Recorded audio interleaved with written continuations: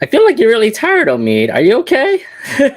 I'm doing You just had fine, man. you had a very big long yawn there.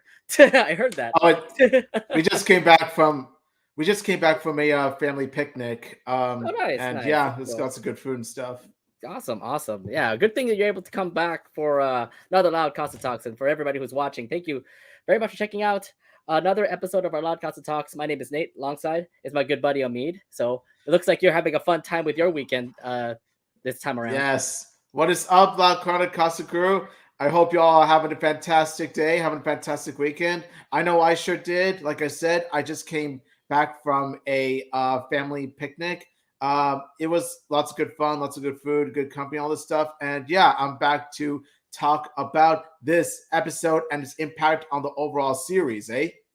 That's a good thing that we have a it's a good thing that we actually have this episode here, just because School was definitely an awesome episode. Plus, it did win last year's best episode overall. So we're kind of wondering, like, what made it the best episode. That's the reason why we had this talk here. Either way, this week has been quite fun. I actually had a chill weekend. Nothing really much happened. I didn't go anywhere. Just mostly chill at home, getting prepped for this podcast. But coming up in the next coming weeks, we're gonna be really busy. Like Omid's birthday for one thing. A Yes. big celebration for me going down to SoCal, and a certain thing that's happening in San Francisco. So it's a lot of things happening these next coming weeks, but it's a good thing to have this one chill weekend before the craziness happens.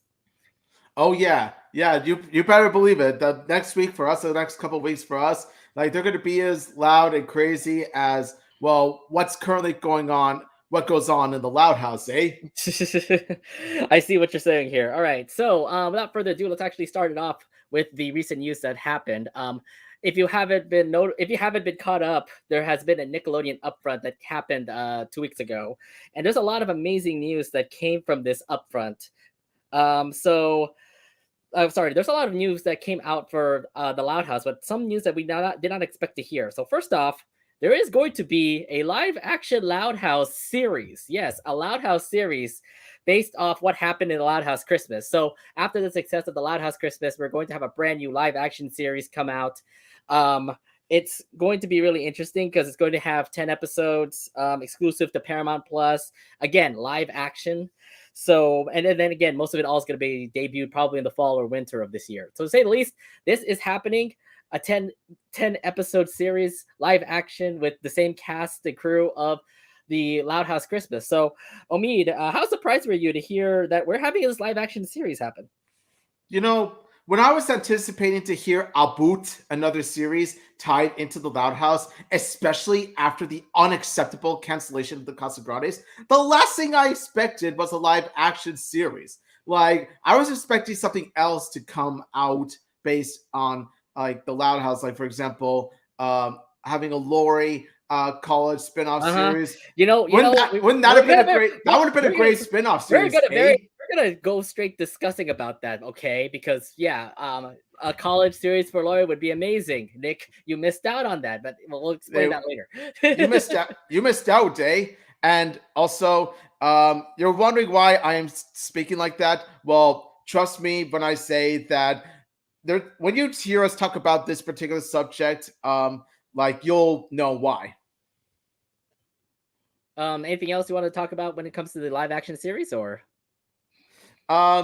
Honestly, all I got to say is that, in terms of having a Loud House live action series, okay, I sort of have mixed feelings about this.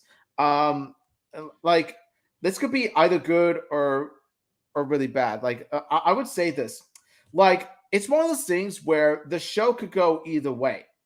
It could turn out to be a pleasant surprise and capture the spirit and fun of the animated counterpart.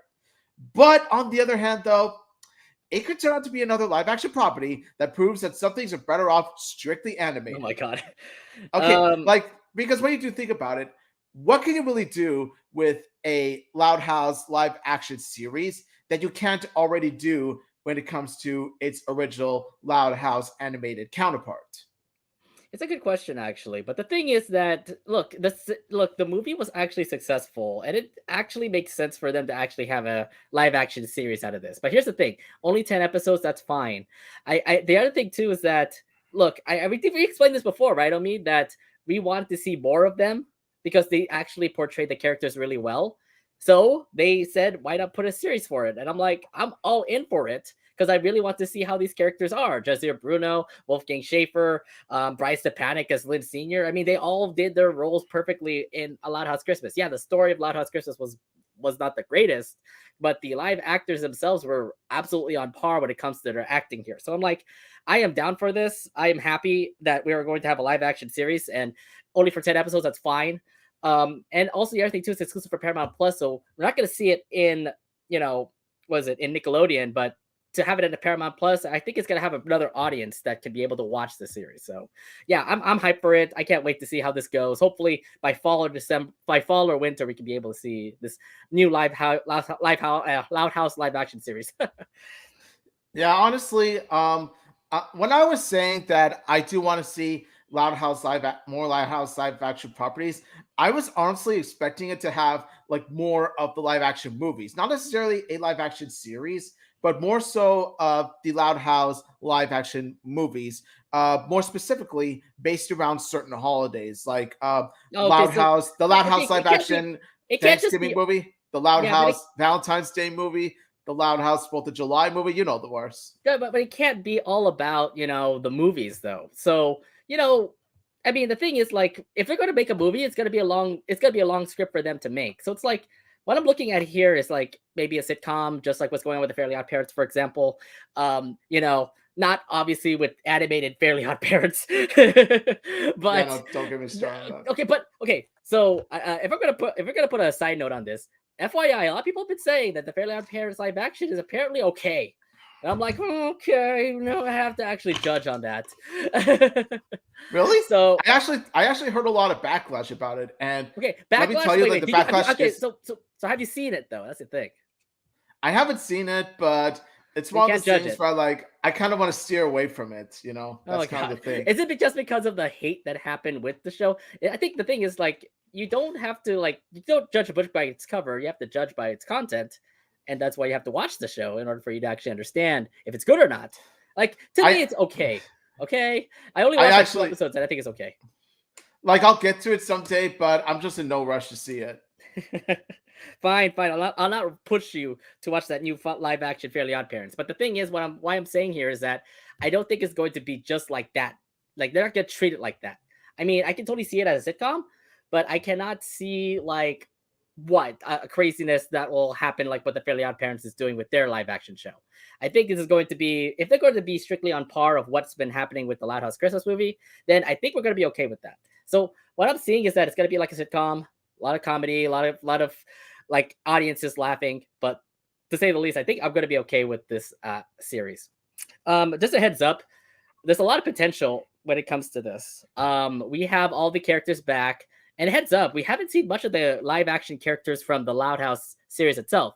Do you remember Link? We have Lincoln and Clyde, but what about Liam, Stella, Rusty, Zach? There could be live actors of that. How about Lenny? Oh no, thinking of which, we got to talk about that too. How about Luna and Sam? Because you saw them already in the live action series. Why don't we see the band? How about Lola's friends? Maybe we could see Cricket Van Doren or was it Nelly Ramos probably? So I'm saying like there's so much potential of actually having more other secondary characters actually come into this and actually have a live action role.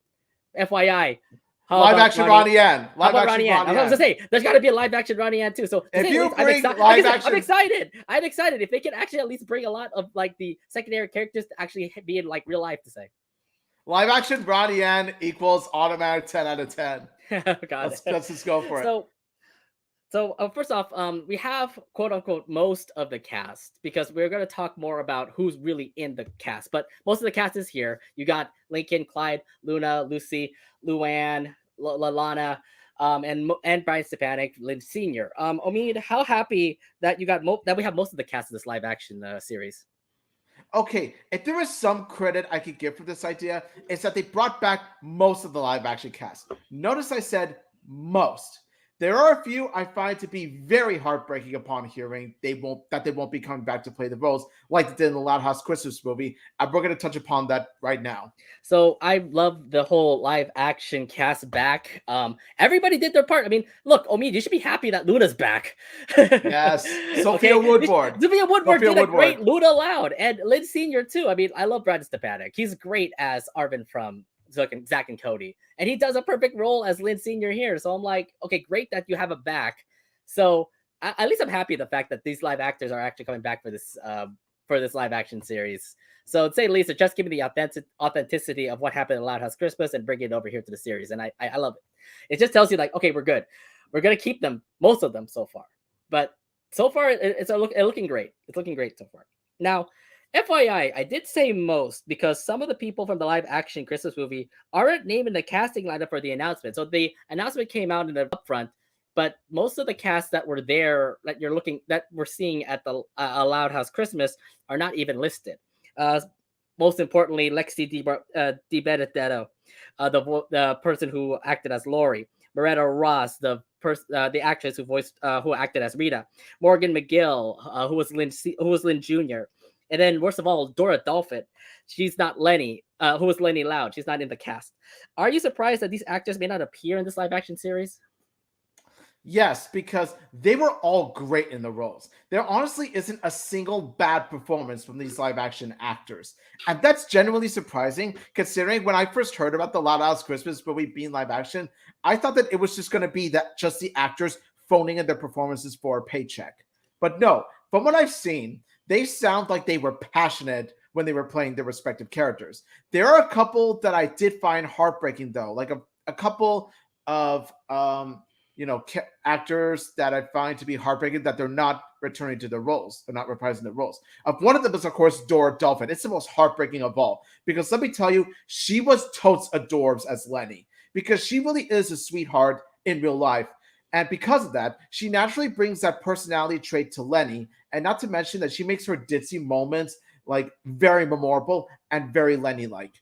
Dora Dolphin, like you could tell, really cares about her characters as much as she cares about those around her.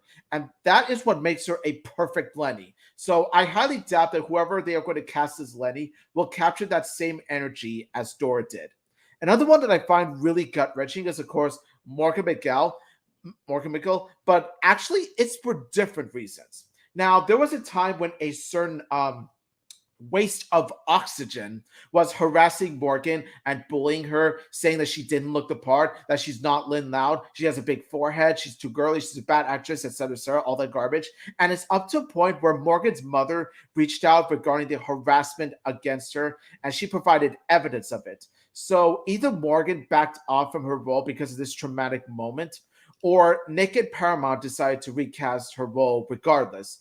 Even so, though, like I felt really bad for what Morgan went through, and I'm so glad that she's doing better now. So yeah, overall, there are like the ones that aren't reprising the roles. Like I am saddened by them, especially the two I mentioned.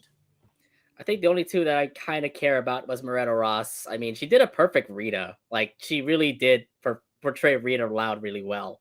I think she would definitely be a big fit with Brian Stepanek as they both are like chemistry together. So yeah, I mean, it sucks for Marietta Ross. Lexi, she wasn't bad as a Lori. I mean, obviously she did portray Lori really well, but if she's going to be recasted, I don't know who will replace Lori. Who will be the perfect actor that will replace Lori? That's a good question. Oh my And then god. of course, yeah, I don't know. Like, if Lori's gonna be gone, I'm like, who's going to be the Lori that will replace her? Imagine this new Lori sucks. I know you'll get pissed. Be like, Oh my god! hashtag, Oh no! hashtag not my Lori. Hashtag not my Lori. If anything, if they have a Stella live action Stella in this, she better be Filipino, and I'll be happy. Oh god, no, yeah. Honestly, they gotta get a Filipino actress to do Stella. Yes, Definitely. yes, please. If it can, if anything, be like very authentic. Remember what happened in Loud House Christmas? I don't think Bobby was Mexican in that movie. Yeah, he looked totally. He looked totally. They whitewashed Bobby. I don't. It's so stupid. But I think the worst thing of all is, Dora Dolphin. And you know what's weird? Dora Dolphin has been posting a lot of stuff on her Twitter and Instagram about like sweetness and happiness. She definitely portrays Lenny too. So like, why don't you cast her in this show? You need to bring her back. If anything, please bring Dora back. Exactly. She's a perfect Lenny. She's a perfect. No Lenny. one else could pull off. No one else could pull off Lenny Loud like Dora Dolphin. No one else can. I don't know what made her not, come back to the show. Maybe there was some other conflict with the other show, maybe. But yeah, Lenny's not in this, or Dora Dolphin's not Lenny in this. And I'm like, you're missing out a big part of like the big part of the show here if Lenny is not there. Or if somebody else is gonna portray Lenny, hopefully he actually is as sweet as Dora Dolphin. All right, but overall, Amid, how excited are you for this live action series? I gotta say this. I wouldn't say that I'm excited per se. I'm more just curious to see how the overall project will turn out. Because, like I said, this is a project that could turn out to be really good or really bad. It could go in either direction. I think, honestly, the one thing I'm most excited about is the possible redemption of live action Lincoln Loud. Because if you've seen the Loud House live action Christmas movie, you would know as much as we would how much of an intolerable, selfish, whiny, Oh my god. inconsiderate little brat ball that the dude was. That was Like, his season one. behavior. That was season one, Lincoln, okay? I get it. That's yes, why, it got and that portrayed is here for some why reason. his behavior was a spit in the face to the overall progression and development his animated counterpart has went through in the 5 seasons and the animated movie. Total spit in the face. It was a massive black eye to what could have been a great live action adaptation, but instead, because of that reason, because of like Lincoln Loud in the movie, ended up being, decent to good as a whole. But, it's kind of a problem with the overall monkey wrench that keeps the movie from being as great as it could have been, is how really unlikable its protagonist was in the film. Hopefully, the live action series will present Lincoln Loud in a more positive light and make him a character we like instead of being a white-haired menace that we just can't help but want to smack. If Sunny hears this, you're probably gonna get smacked. Now, probably not because, like, I'm talking about the live action Lincoln. The animated Lincoln is good. Okay. Cartoon Lincoln is a Chad. Okay. Live action Lincoln is a virgin. Okay. To say the least, Wolfgang Schaefer, you definitely did an awesome Lincoln. Okay. I'm not gonna hate you for that. It just sucks that you had a script where it made you look bad. But yeah, I really hope. Well, here's the thing: like, if they're gonna have a live action series, they're gonna obviously portray more stories about the cast as well. So maybe, for example, a Luna and Sam date episode probably, or a Lola and Lana date. A Lola and Lana episode will be great. It's one of those things Lucy and the Mortician's Club. Lucy and the Mortician's Club. Lincoln and his squad. Maybe Lenny and her friends shopping or something. I'm hoping, like I said, this is going to be a sitcom show where we get to see some episodes. I mean, here's the thing: 30. I'm pretty sure they're going to be like 10 episodes of 30 minutes long. And I'm assuming that it's just going to all portray towards like one character, maybe for one episode. Say, for example, like Luna will have one episode, or Lenny will have one episode. Luann will have one episode. Maybe Luann and Betty will actually have a date episode. Let's see. How about Lincoln and the squad? Maybe they'll have an episode. There's a lot of possibilities that will come from this 10-episode series. And to say the least, I'm excited for it. And like I said, with this cast, everybody did a really good job at A Loud House Christmas. So I'm hoping that this series is definitely going to be like amazing. And hopefully it's going to be an awesome sitcom. Yeah, definitely. I think, like, especially when you mentioned Luna and Sam dating, I'm just like, okay, this is a plot line that could work in both the animated series and the live action series. Like, I'm telling you, there's so many ideas. There are so many ideas that you could bring up. And the other thing too is, like, this is on Paramount Plus, so like the chains have been you have been unchained now. You can actually do whatever you want in Paramount Plus. Yeah. Yeah, exactly. So I'm like, yeah, let the live action series do its thing. I believe they can actually do a really good job with it. So yeah, fingers crossed though. Hopefully by fall or winter we get to see like a trailer or something about this live action series. I can't wait. This is gonna be fun. Everything crossed. All right, now, second off, also in the Nickelodeon upfront, we also did get the official word that the Loud House will have a season 7. So it's officially announced also in the upfront too. So Omid, how relieved were you to finally hear that Nick will have season 7 of the Loud House? It is a relief, but at the same time, it's not that surprising given it how big the show is. Not only that, but more seasons means more potential for the characters, both main and supporting, to grow. Because the main cast alone is big, and when I mean big, I mean as big as, having 10 sisters and living in a big house, that kind of thing. And so I think that with season 7, they could do what they could do is that they could take a break from all these Lincoln and Friends episodes that we've been getting, because we've been overblown with we've been constantly getting way too many Lincoln and Friends episodes. Season 7 and hopefully season 6 can open doors to pretty much more episodes with different characters, like Luna and her band, Luann with the drama club, Lenny with her friends, et cetera, et cetera, et cetera. I'm thinking there's a lot more potential here. Yeah, I'm with you, Omid, that there's a lot of like Lincoln and Squad episodes that could be overblown here. Can we have more family episodes that can pop up too? I mean, the each of the Louds also did have their episodes. I mean, Lynn has her own episodes. Lisa, Lola, Lana, everybody else have their own episodes. Lucy and the Morticians Club, they also have their own episodes. So, but the other thing too is like I really want to hopefully have more episodes like bonding episodes too with the family. So just like Camp, for example, last season. So maybe you'll have like more episodes like that. There's a lot of potential when you have when you have another season coming in the wing. But the other thing too is that remember we have Casa Grandes also in season 7. So how are they going to actually correlate here? You have a Loud House episode, then you have a Casa Grandes episode. Loud Casa, Loud Casa. So it's like this ain't the Loud House anymore. Yeah. It's like Loud Casa. In the Loud Casa, in the Loud Casa. Yeah, I don't know how this is going to work. I mean, like maybe have 30 minutes of Loud House, like the Louds, and then it'll switch over to the next episode where it's just all Casa Grandes. I don't know how they're going to do it. It's just going to be so weird because you canceled the Casa Grandes. They're now in the Loud House. It's like, what are you going to do? Like, just have... If you're going to show more of the Casa Grandes, why even cancel the Casa Grandes in the first place? It's going to make the audience confused. It's what he's going to do is going to make the audience confused because they're going to be looking at the premises of future Loud House episodes. They're going to be all like, okay, I thought this was the Loud House, not the Casa Grandes. Why are you bringing the Casa Grandes? Oh, the Loud House. Why are you still showing the Casa Grandes? If you're going to cancel the Casa Grandes, it makes no sense. Exactly. But either way, I mean, the Casa Grandes are part of the Loud House now. But I believe they're still going to be in. Look, the Casa Grandes is not done yet, so I'm assuming they're still going to be over at Great Lake City. And like I said, they're just going to transition. I'm pretty sure, like Lincoln and the family in one 50-minute episode or 130-minute episode, and then Casa Grande is the next one. Loud Casa, because Loud Casa switch over. It's just going to be weird. But season 7 is definitely going to introduce Louds and the Casa Grandes all in one season. It's going to be interesting. Yeah, I think what will happen is that with the Casa Grandes episodes of season 7, they're going to show that same kind of opening where with the Casa Grandes moments where it's like they show the Loud House and then Ronnie Ann pops out. It's like, hey, it's me, Ronnie Ann. If you love the Louds, check out our family. You know that one? Mm-hmm. Yeah, I know that. Yeah, I believe they're gonna. I remember that introduction. I think they're gonna do that now. They're probably gonna put that up a whole lot now. But yeah, like, okay, I mean, it feels like we still have the Casa Grandes, even though we don't have the Casa Grandes.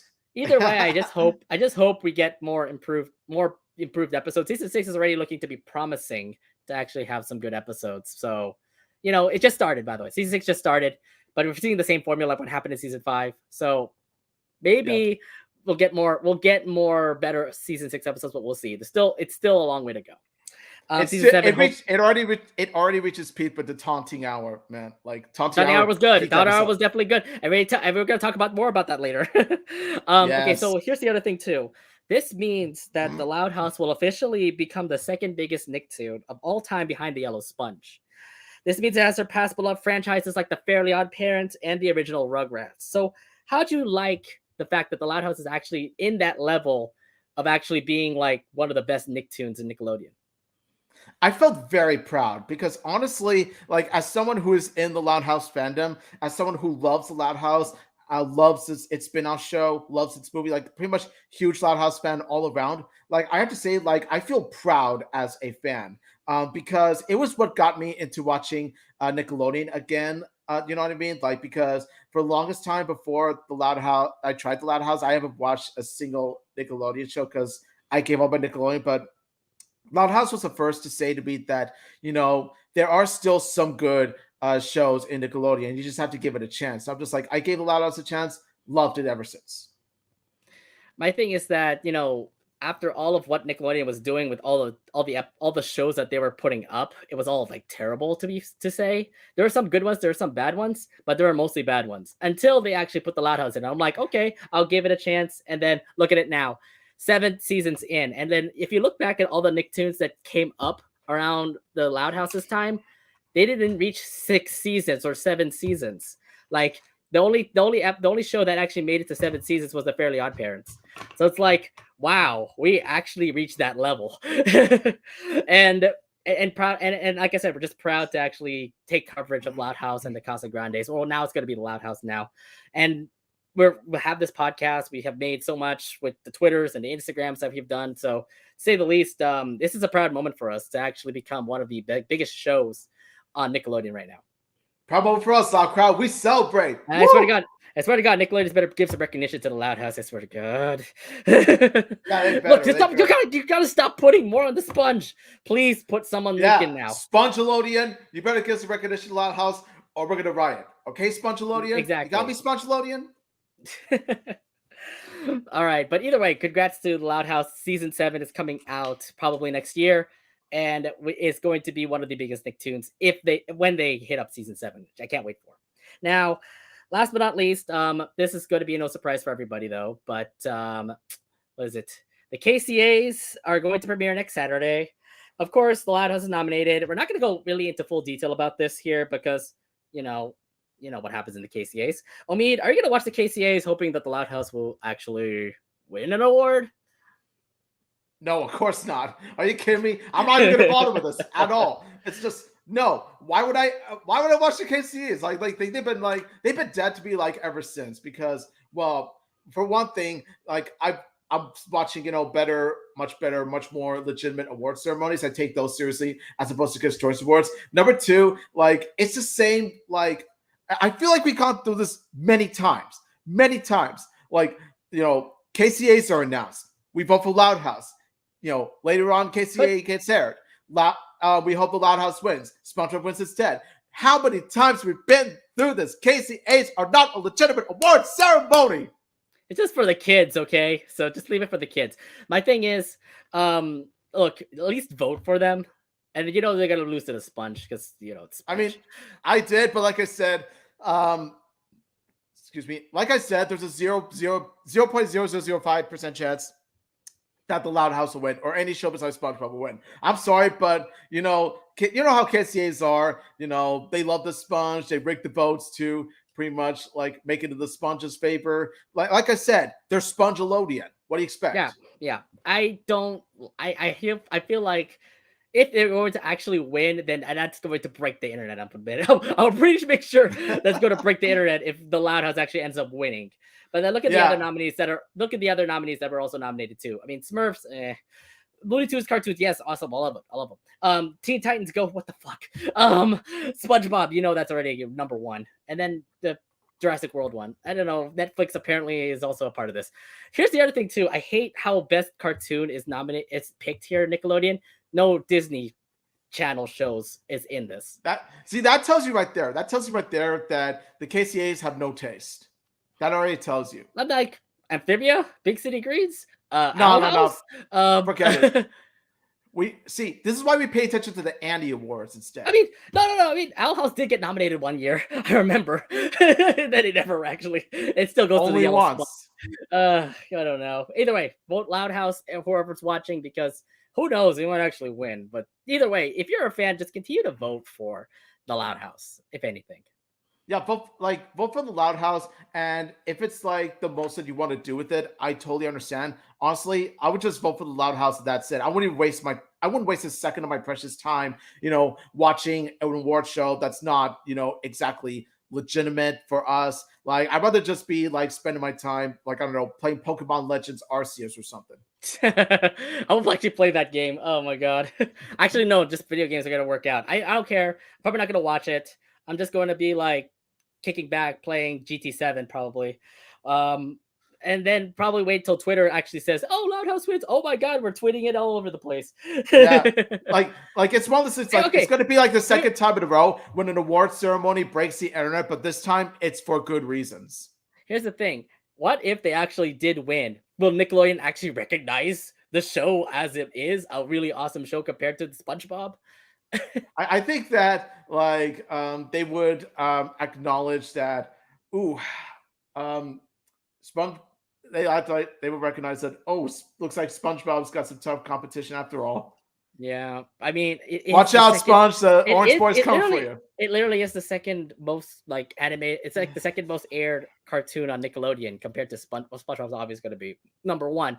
But then you have the other cartoons that are also airing on Nickelodeon. What's the other cartoon that's also airing? Loud House. Where's Casa Grande? Where's Middlemost Post or Smurfs? They're not even there. So it's like Louds and Sponge are pretty much taking over the animated Nickelodeon. So if anything, please, hopefully Loud House actually wins. But I'm not gonna watch. I know it's gonna be the Sponge who's gonna win. Yeah, I'm not getting my hopes up for this at all. All right. Well, besides that, that's it for our recent news. Let's head over to our main subject, which is the impact of schools. Now, the start of season 5, and from all the hype we've heard from this episode, the future looks great for the Louds. I mean, first off, everyone's growing up. Some are taking drastic new moves like new schools, and some are in the same old environment. I mean, Luna's still in high school, Luan's still in high school. You get to see Lola and Lana, they're still in elementary school. But Lori, Lily, and Lincoln, they have changed environments. This episode talks about the characters that would be impacted the most. First off, Lori going to college, Lily going to preschool, and of course, the man with the plan, Lincoln Loud, going to middle school. And this episode pretty much puts the layout of how each of them are going to be in their new environments. So, in today's episode of Loud Casa Talks, we will break down everyone's change in environment and talk about if it definitely worked out for the better for them, especially since, after school, did they actually have like some significance in the show? So let's actually start it off with my favorite Loud. I mean, I love her. She's amazing. She's a golfer. She's pretty much me. Lori Loud. And she goes on to Fairway University. Now, first off, let's talk about her. Because in season 4, the season before school began, we have episodes where we get to see her about to head to college. I mean, she got a scholarship. She had her senior moment. She visited Fairway University. And she even got her own car, pretty much driving into Fairway University. I mean, how did you like the setup for Lori as we get to see her now going to college? I really love how well built Lori's college arc is. Like Lori's college prep arc, like let me tell you, they pull it off fantastically. Like by several episodes and by several seasons. Like you have her getting the scholarship in Driving Ambition. You have her getting a job to pretty much pay for the scholarship tuition in Waiting Game.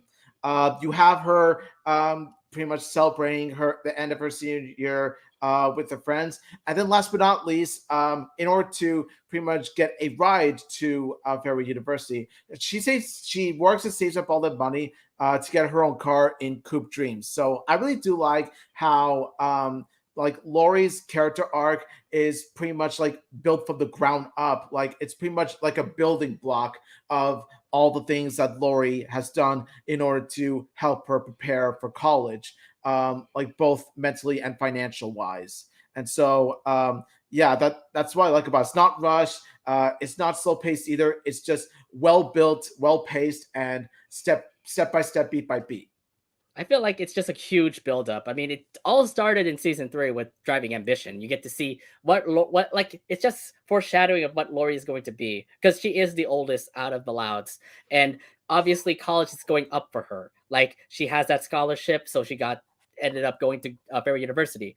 Obviously, there's other colleges he has to go to. That's the reason why Don't You Forget About Me was definitely an awesome episode because it just solidifies the fact that like Lori should be going to Fairway University, even if Lenny said no. The other thing too is that even after you've accepted your college, you need to still celebrate with your friends. So at the end, you end up going with your senior moment, and at the same time, look, you're not going to bring Venzel anymore. You have to obviously get your own car. That's the reason why Coop Dreams came into mind. It's kind of, and I love the fact that in Coop Dreams, it was just a foreshadowing moment that says like Lori's just driving off into the distance, saying like my future is pretty much ready for me.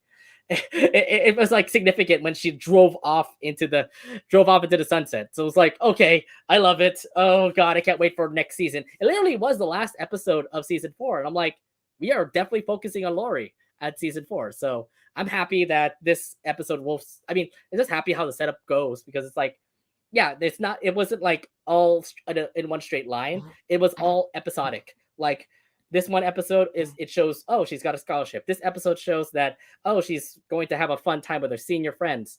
And then this one is more like, we're ready for you to go to Fairway University. So yeah, I love the buildup. I love how this gets all set up for Lori. And now she's on to college at the Fairway University. And now we can actually explain like how she's going to be in Fairway.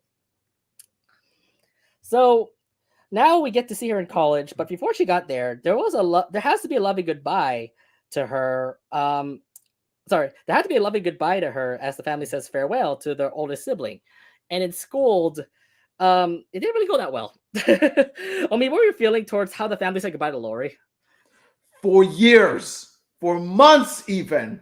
We were waiting for a goodbye scene with Lori. We were waiting to cry. We were waiting to tear up. We were ready to, pretty much, we were ready for a Toy Story 3 moment in the Loud Yep, House. yep. And what do you get? You get just 1 minute of the family hugging Lori, followed by a gag with Lori dropping out to college, with Lindsay Sr. not letting go of the car. And worst of all, I think like the most disappointing thing about all this is that Lenny wasn't present in the goodbye scene. She appeared after the goodbye scene, but it was only for a gag, and that was pretty much it. I'm just like, I'm sorry, that is an insult. That is a spit in the face to Lori and Lenny's beautiful sister relationship. It's also a spit in the face to Don't You Forget About Me, because keep in mind, Lenny is Lori's closest sister. Lenny is Lori's closest roommate. She's pretty much the closest thing that Lori has to a BFF. And then and because of that, we were anticipating for like a tearful goodbye, like between Lori and Lenny. Just, heartfelt, emotional, like, emotionally driven. But instead, you just waste her in the scene, pretty much with a gag saying, "Oh, Lori, help me choose between this dress and this dress." I'm just like, no. This sibling relationship deserves so much better than that. I kind of didn't like it at all. I mean, the thing is that you had an hour long of an episode. What you could have done is actually had like 10 minutes of Lori like going away and stuff like that. You should have at least like had her about to pack up her stuff. She might be crying a little bit in the inside, and then obviously the Louds did say goodbye to her by like tearfully, crying and hugging her. But it was way too short, like absolutely way too short. It didn't feel like a heartwarming goodbye. It was just more look, leaving college is supposed to be a heartwarming goodbye. Like you've seen that, in Toy Story, for example. You've seen that in other like moments. I mean, heck, like when my sister left for college, I also teared up a little bit because she's not going to be with the house anymore. So it's like that kind of emotion, but this was like way too short. I'm like, what are you doing, Loud Crew? You're supposed to make it a little bit more impactful. If anything, they could have made it like a 30-minute episode and said goodbye to Lori or something like that. So Exactly. You could have had an episode revolving around that. What I could have done? I think what I could have done is that, like, I could have had like a 30-minute episode which plays as a prelude to school. yeah, exactly. Like where it centers around the Louds, figure out what they're gonna do without Lori and all that stuff, and then Lori assures them that they're gonna be okay, but without her, and then near the end you have this like ending where before Lori leaves to her car, she's like, "Thanks, guys," and then she drives off, and then Lincoln and the family watch her drive away, and then Lincoln's like, "So long, sister." Oh my god, just like Toy Story 3. Yeah, I know I'm paraphrasing that certain movie, but like I said before, it would have worked so much better if it I went think that it would have been route. more impactful, definitely, if we had some sort of like scene like that. I mean, if you were to change that moment, would it be something like that? Yes, I would say that like yes, but even though like there is a possible chance that Disney might file a lawsuit against Nickelodeon, it would still be worth it, because at least you get like at least a memorable, significant send off to Lori's character So before Disney she will leaves not. So college. Disney will not sue you after you just copied one of their ideas. uh, Well, you never know, but honestly, like if I were Nickelodeon, I'd be like, like I would have been like, you know what? Let's give her the best send off we can, even if it's sort of like mirroring that movie. So my thing is that if it was, here's what I could have done. Instead of 1 minute, it could have been like 30 minutes of pretty much like Laurie packing up her stuff, and then she's like holding her memorabilia and saying goodbye to everybody, and then like the last 5 minutes of pretty much like her going into her car saying goodbye to everybody. Like she's about to start her car, she starts her car, and then she's like. Oh, she leaves out of her car, says like hugs everybody, says goodbye before she drives off into the sunset. It's not like some sort of stupid funny gags that have been popping up like what happened in this one scene here. it should have been more heartfelt, more emotional. The fact that like this is your oldest sibling is about to leave. She's definitely an amazing character. 5 seasons worth of like awesomeness. Because look, she was a character that I used to hate before. Then I started to love her because she started to relate to me. So it's like now you're just setting her up like this. This is the right way to do it. Have you guys been to college before? This should be something more heartfelt, and yet they did it like this. So yeah, the idea could have been a whole lot better. I'm not gonna copy Toy Stories to say the least. At least something that is like, say for example, like the I Goodbye from iCarly, something like that, where like Yeah, no, Carly's I about to was leave. kidding. I was honestly kidding about the Toy Story 3 bit. I was like, okay, like even that would have been far better than what we got here. Here, so my thing is like in the I Goodbye series, from iCarly. It was more like Carly saying goodbye to her friends, and then she starts packing up. She starts seeing like her relatives, and then she starts tearing up because she's saying goodbye to them. And then she also says goodbye to her friends.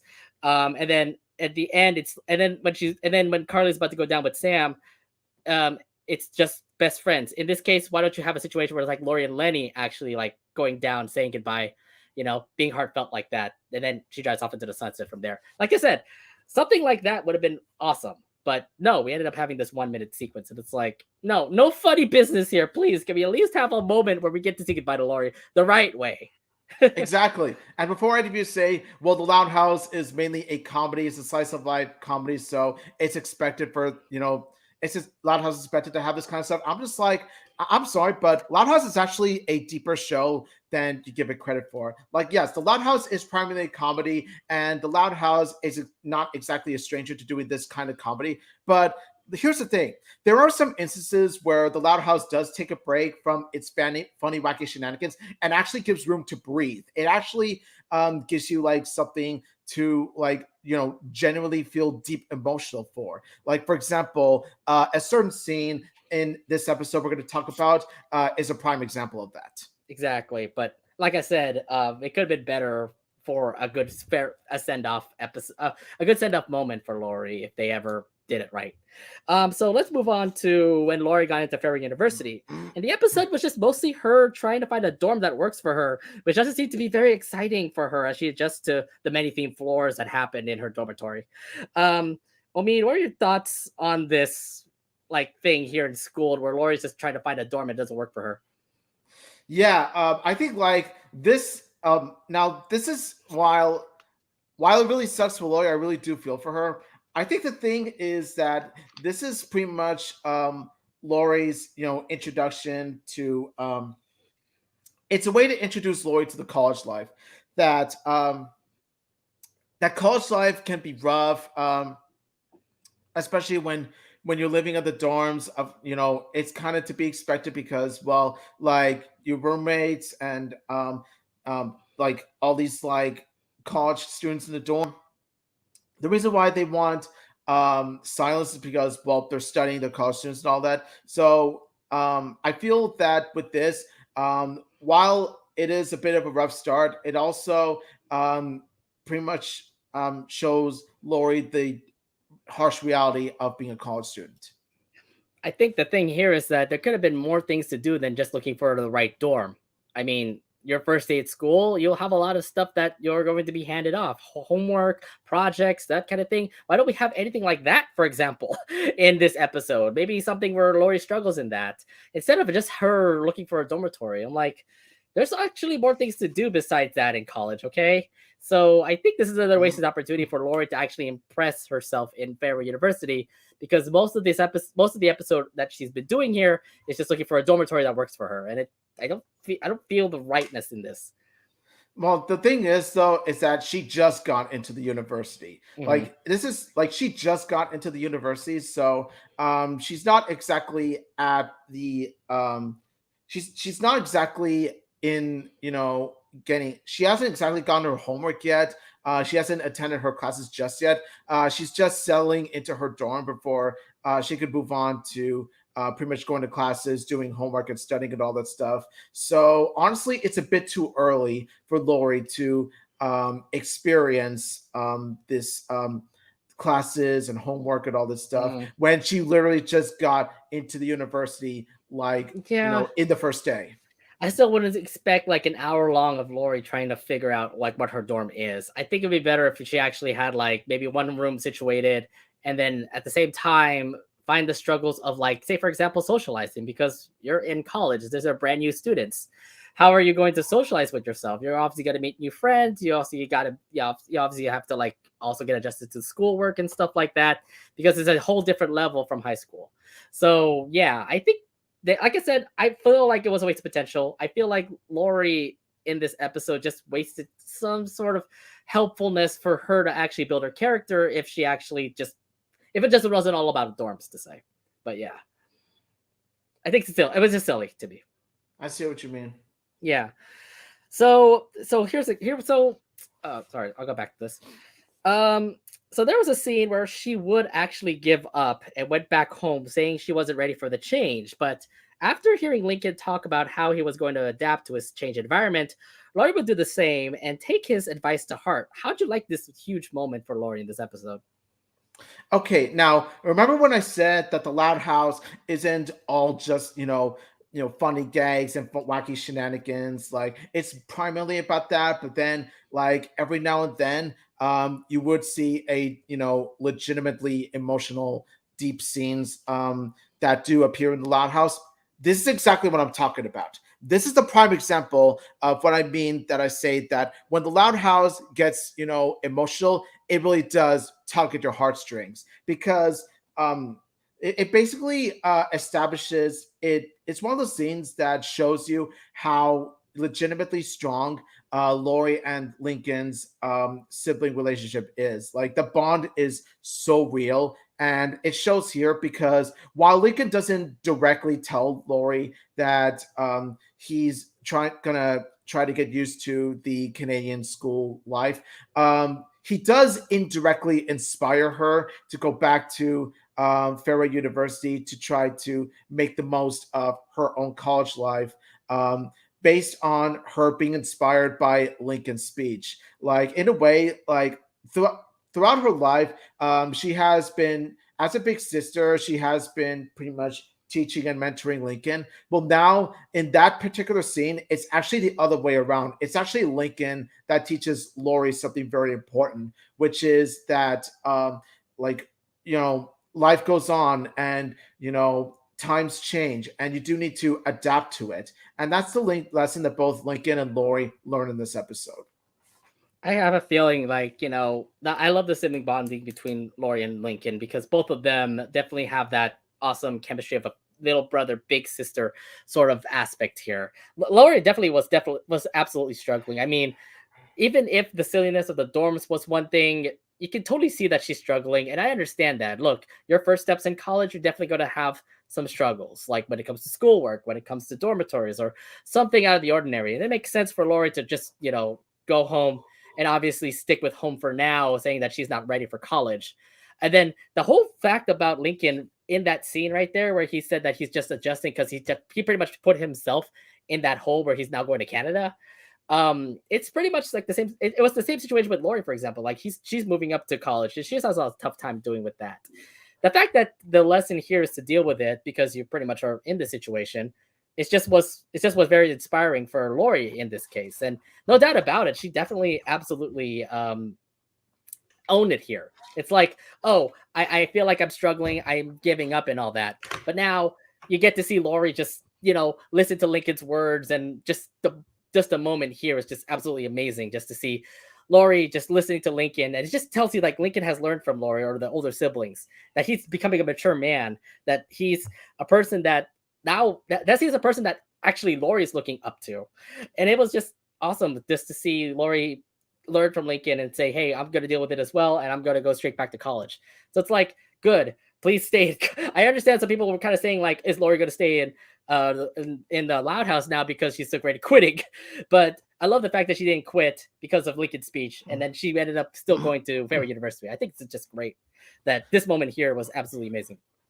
Yeah, exactly. And what really works in this scene, especially, is that it sort of like subverts your expectations because you think that like once Lincoln and Lori quit their respective schools, and once like Lily pretty much is not potty trained, you think that okay, the show's going to go back to the status quo, like pretty Hmm. much poof, like as if like the progression didn't happen. But no, thankfully the episode doesn't take that route. Instead, what it chooses to do is that it chooses to pretty much break away from the status quo and pretty much give a life lesson to not just the characters but also the audience as well, which is that like life goes on, there are going to be some changes in your life as you grow, so Yep. you do need to adapt to it.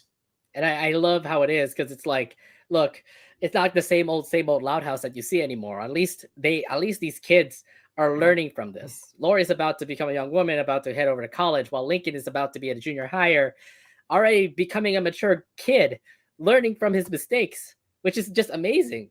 And it's Exactly. just awesome to see Lincoln like this. It's awesome to see Lori like this. And the fact that she's still in college right now just makes it like top notch. That's awesome to see. It's Just one of the great. main reasons why season 5 and animated movie Lincoln is the best version of Lincoln that there is. Season 5 Right. and over Lincoln. I feel like it's just good to see that sort of aspect there. But yeah, Lori did go back to college. So Lori would so the episode for school would end with Lori dealing with whatever dorm she would end up in. Fun fact though, these floors wouldn't matter. Seriously, she literally would go into a dormitory where there's no sand, there's no water hazard, there's no other thing there. It's like, okay, so this was pointless. Yeah. um yeah, I don't know why they put this. I told you this episode was bad. It's because Laura had to go through all these dorms. It didn't matter at the end. Yeah, exactly. But then again, like I said, this is Lori's. This is the The This is Lori being introduced to the college life, and of course, when you're in college, of course, things are going to get rough already. Whether Hmm. it be through dorms, homework, whatever. So well, okay. So what happens next after school? So it seems that she would be haunted by ghosts. Gave a gift for Christmas. Okay, visited home to make sure she wasn't lost. She wasn't like a lost sibling to everybody. Um, and then also went camping. Had a camping adventure with a family. Other than that, she only had a few appearances here or there. To say the least, not a lot came from Lori after this episode. Omid, how are you liking her treatment now after school? You see, this is exactly why. This is exactly why we needed that Lori Loud college spinoff. Because if the Loud Uh House itself is not going to give a, potentially good, like Lori Loud, Fairway University arc, like pretty much what happens to Lori during her days of college, then honestly, there should be like some sort of spinoff. And they don't even give us that either. So honestly, I'm just like, after school, I would say Lori got shafted really huh. badly. Lori got shafted really badly. Uh, And it doesn't help that one of the episodes is, oh my God, I can't believe I'm saying this, being haunted by ghosts. Haunted by ghosts? Are you kidding me? Like, out of all the Lori college episode arcs, the best you could come up with is a ghost? You don't think to pretty much have her join a club. You don't think to have her like take midterms. You don't even think to like seriously. You didn't think to pretty much research on the daily struggles that college students go through, but instead you just choose to instead take the easy way out by coming up with all these like plot points that go nowhere and plot points you find in like other shows. Like I expect this from something like Danny Phantom, but no, not this is the Loud House. This is not Danny Phantom. This is not Ghost of Molly McGee. It's the Loud House. Come on.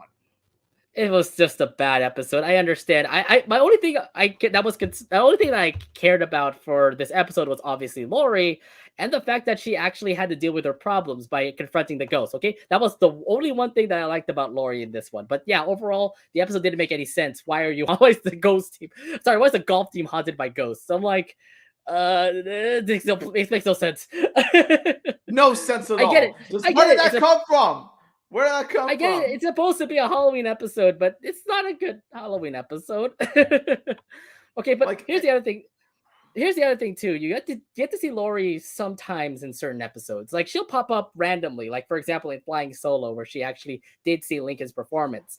You actually get to see her in Strife at the Party, where you get to see Lola. You get to see her celebrate Lola Lana's birthday party. And you also get to see her in like This to Cook, for example, as she tries to help Lynn and Lincoln with their what is it, with their mystery of why Chef Pat continues to give him bad food. Okay, so there are some significance here or there's for Lori. But at the same time, it's kind of like we're missing the fact that Lori's in college. Can we at least have a college episode of Lori? And it's not happening right now. It's like, what is she doing in college? Studying for finals? Okay. What about anything else? Like having a college life, maybe going to college parties, or maybe going to like struggling in a midterm. That's why she needs to actually find a new friend to help her out in college. They are not putting that focus in the Loud House, and that's the worrying part. I'm like, look, Lori is now in college. We should at least learn something for those who are about to go to college too. Like, say for example, maybe a aspiring high schooler currently watching the Loud House. She's about to go into college. She's about to like apply for college, for example.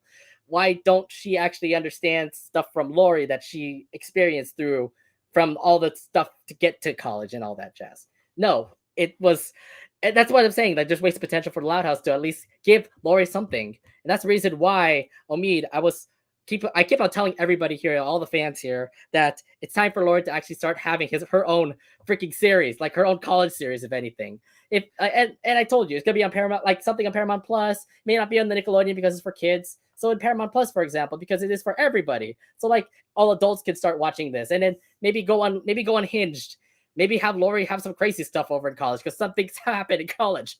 So it's like it's gonna happen. It's like I have a feeling it should happen so that we can actually focus more on Lori instead of actually seeing her getting shafted in the Loud House, because there's no good episode for Lori at the Loud House except for Lori Days, by the way, because I love that episode. Exactly. Like the Lori episodes have been hit or miss. Like there was like one great hit, which is Lori Days. But then there's like episodes like Ghosted, which is definitely a miss because episodes like Ghosted, like here's the problem. Like most of the Lori episodes have begun like after school, don't really touch upon what happens when you're a college student. They don't touch upon like the harsh aspects of the reality of living in a college, but instead they choose to go the easy way out and like pull an episode plot out of nowhere, like Ghost, for example. And I'm just saying, like, no, Lori's character deserves so much better than that. Lori deserves to be treated far better than that. Like, give her like a college arc with dignity. That's what I'm saying. We need that series, Nickelodeon or Paramount Plus. Can you listen to us?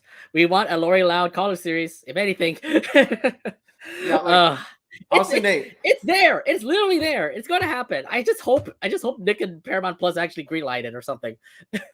Like, Nate, I'm going to say this. Like, during your time in SJSU as a college student, how many college students do you know that are being haunted by ghosts? None. Zero. What the hell? Yeah, same here. Unless you really believe in the psychological or believe in the paranormal or anything. Like when I was a college student, I've never heard anyone speak the word ghost unless it's a show that they really like. But that's about it. Yeah, exactly. And I just don't. Look, Ghosted was a terrible episode. We get it, but there have been episodes after that actually works. Camp, for example. Okay, Lori didn't really. The whole family was there. So at least Lori actually did show up to say, hey, I'm part of the family. We end up getting a good, awesome treasure and an awesome adventure together. But they also did see her in Dis the Cook, where she actually did help, was it Lincoln and Lynn with their Chef Pat problem. But then that's it, right? You don't see much of Lori after that. So it's like, look, in season 6, and then even in season 6, we have no Lori episodes yet. So it's like, what are you going to do with her? She's also a main cast of The Loud House. You can't just shaft her behind. She needs to have something. But nothing for the Loud House crew. I'm like, come on. There is supposed to be something for her. Hopefully that series that I'm talking about, that college series happens. Because it will definitely make me happy that Lori's back. Because in the Loud House, it's more of Lincoln and the other Louds, which is okay too, because I love them too. But obviously my favorite character is Lori, and she definitely needs like more respect there. Yeah, definitely. Like, honestly, after school, we were expecting episodes with Lori actually dealing with real college life issues, something that us, like, alumni, like, something that we, as those who were college students, can relate to. But no, they decided to take the easy way out and just, like, pull whatever plot they have, like, pretty much pull it out of their, behinds. Yeah. And, yeah. Put it out of their behind. What Okay, a waste. forget it. Forget it. But look, we pretty much spent like 15 minutes talking about Schooled. Ghosted. I'm just saying there needs to be more respect for Lori. And I really hope they actually have that series, that college series I'm talking about. Hopefully. Fingers crossed.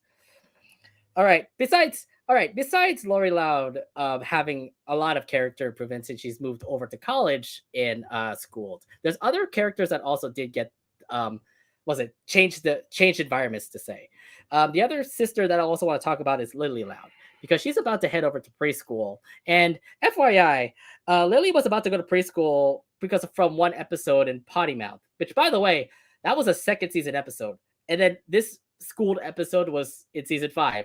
So it literally took them 3 seasons for her to actually get into preschool.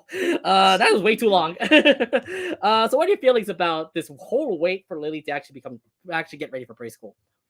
Yeah, like there was a bit of a build up to Lily's preschool arc, but that was only like in one episode, and that episode was Potty Mouth.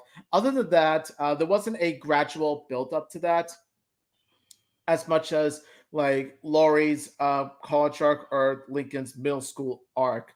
Like I said, Potty Mouth is pretty much the only hint that we got of Lily actually going to that preschool.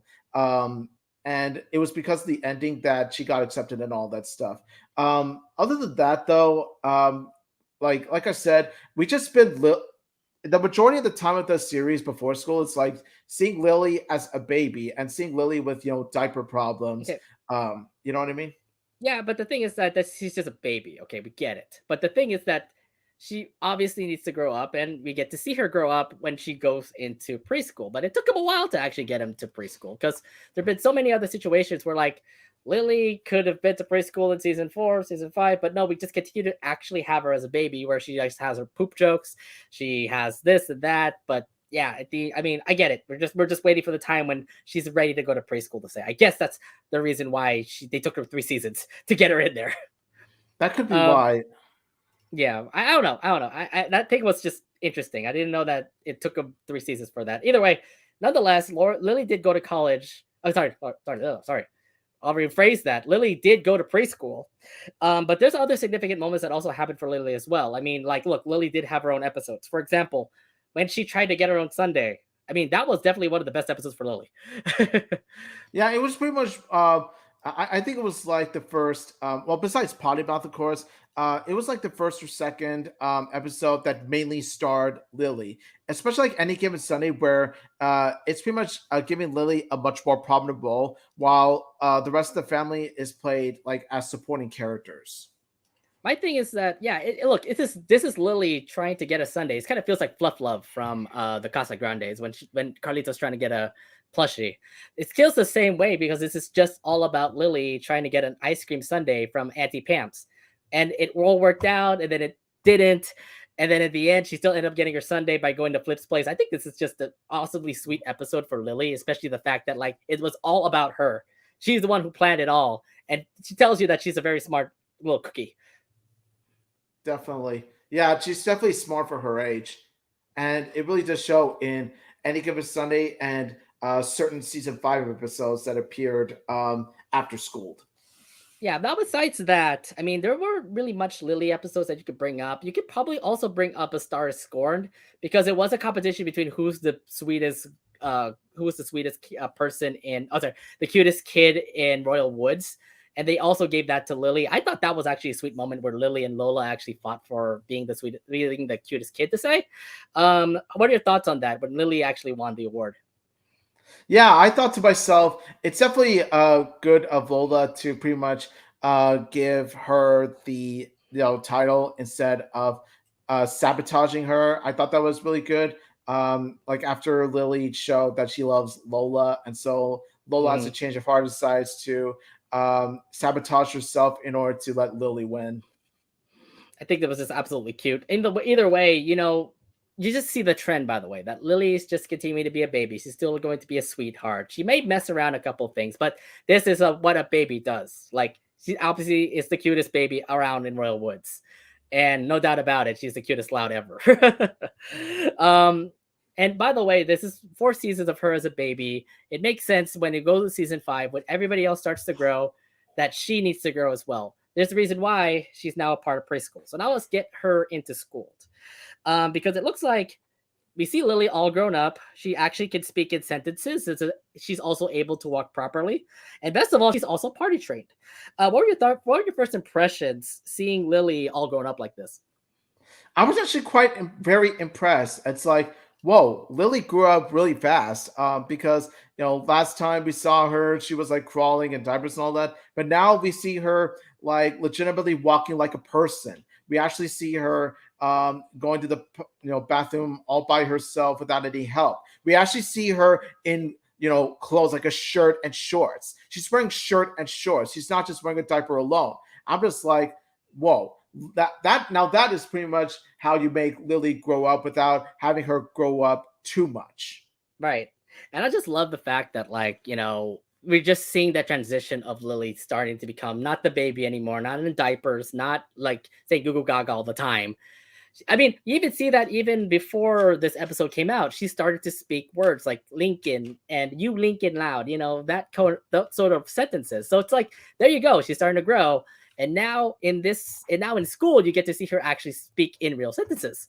So it's like, oh my God, you absolutely grew up so well. I love you, Lily. You're the sweetest sweetheart in the louds. And it's like awesome that you finally made it to preschool. So I love this whole transition where she finally is able to grow up. She's finally in full clothes now, and she's about to become like a very sweet loud to say.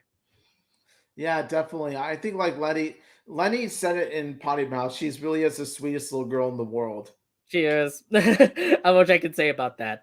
But the other thing too is that she wasn't really the sweetest girl in the world in this episode to say, because throughout the episode, she was not actually in preschool because of an incident that happened on her first day. She apparently isn't potty trained. And throughout the episode, Rita Lynn Sr. would do what it takes to make sure she is properly trained. How do you like the synopsis for Lily in this episode? Because it was just that.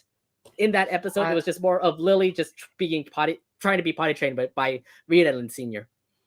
I feel like her not being really potty trained sort of like backtracks from like Lily's the kind of story arc that Lily would have gotten with her transition to preschool. I feel like they could have gone with a more fitting plot line to Lily finally getting to preschool. Like, let's say Lily learning to adjust to arts and crafts, or Lily trying to make friends, or all that stuff. With her being potty trained, I feel like this could have been a baby Lily sort of episode premise rather than a preschool Lily premise.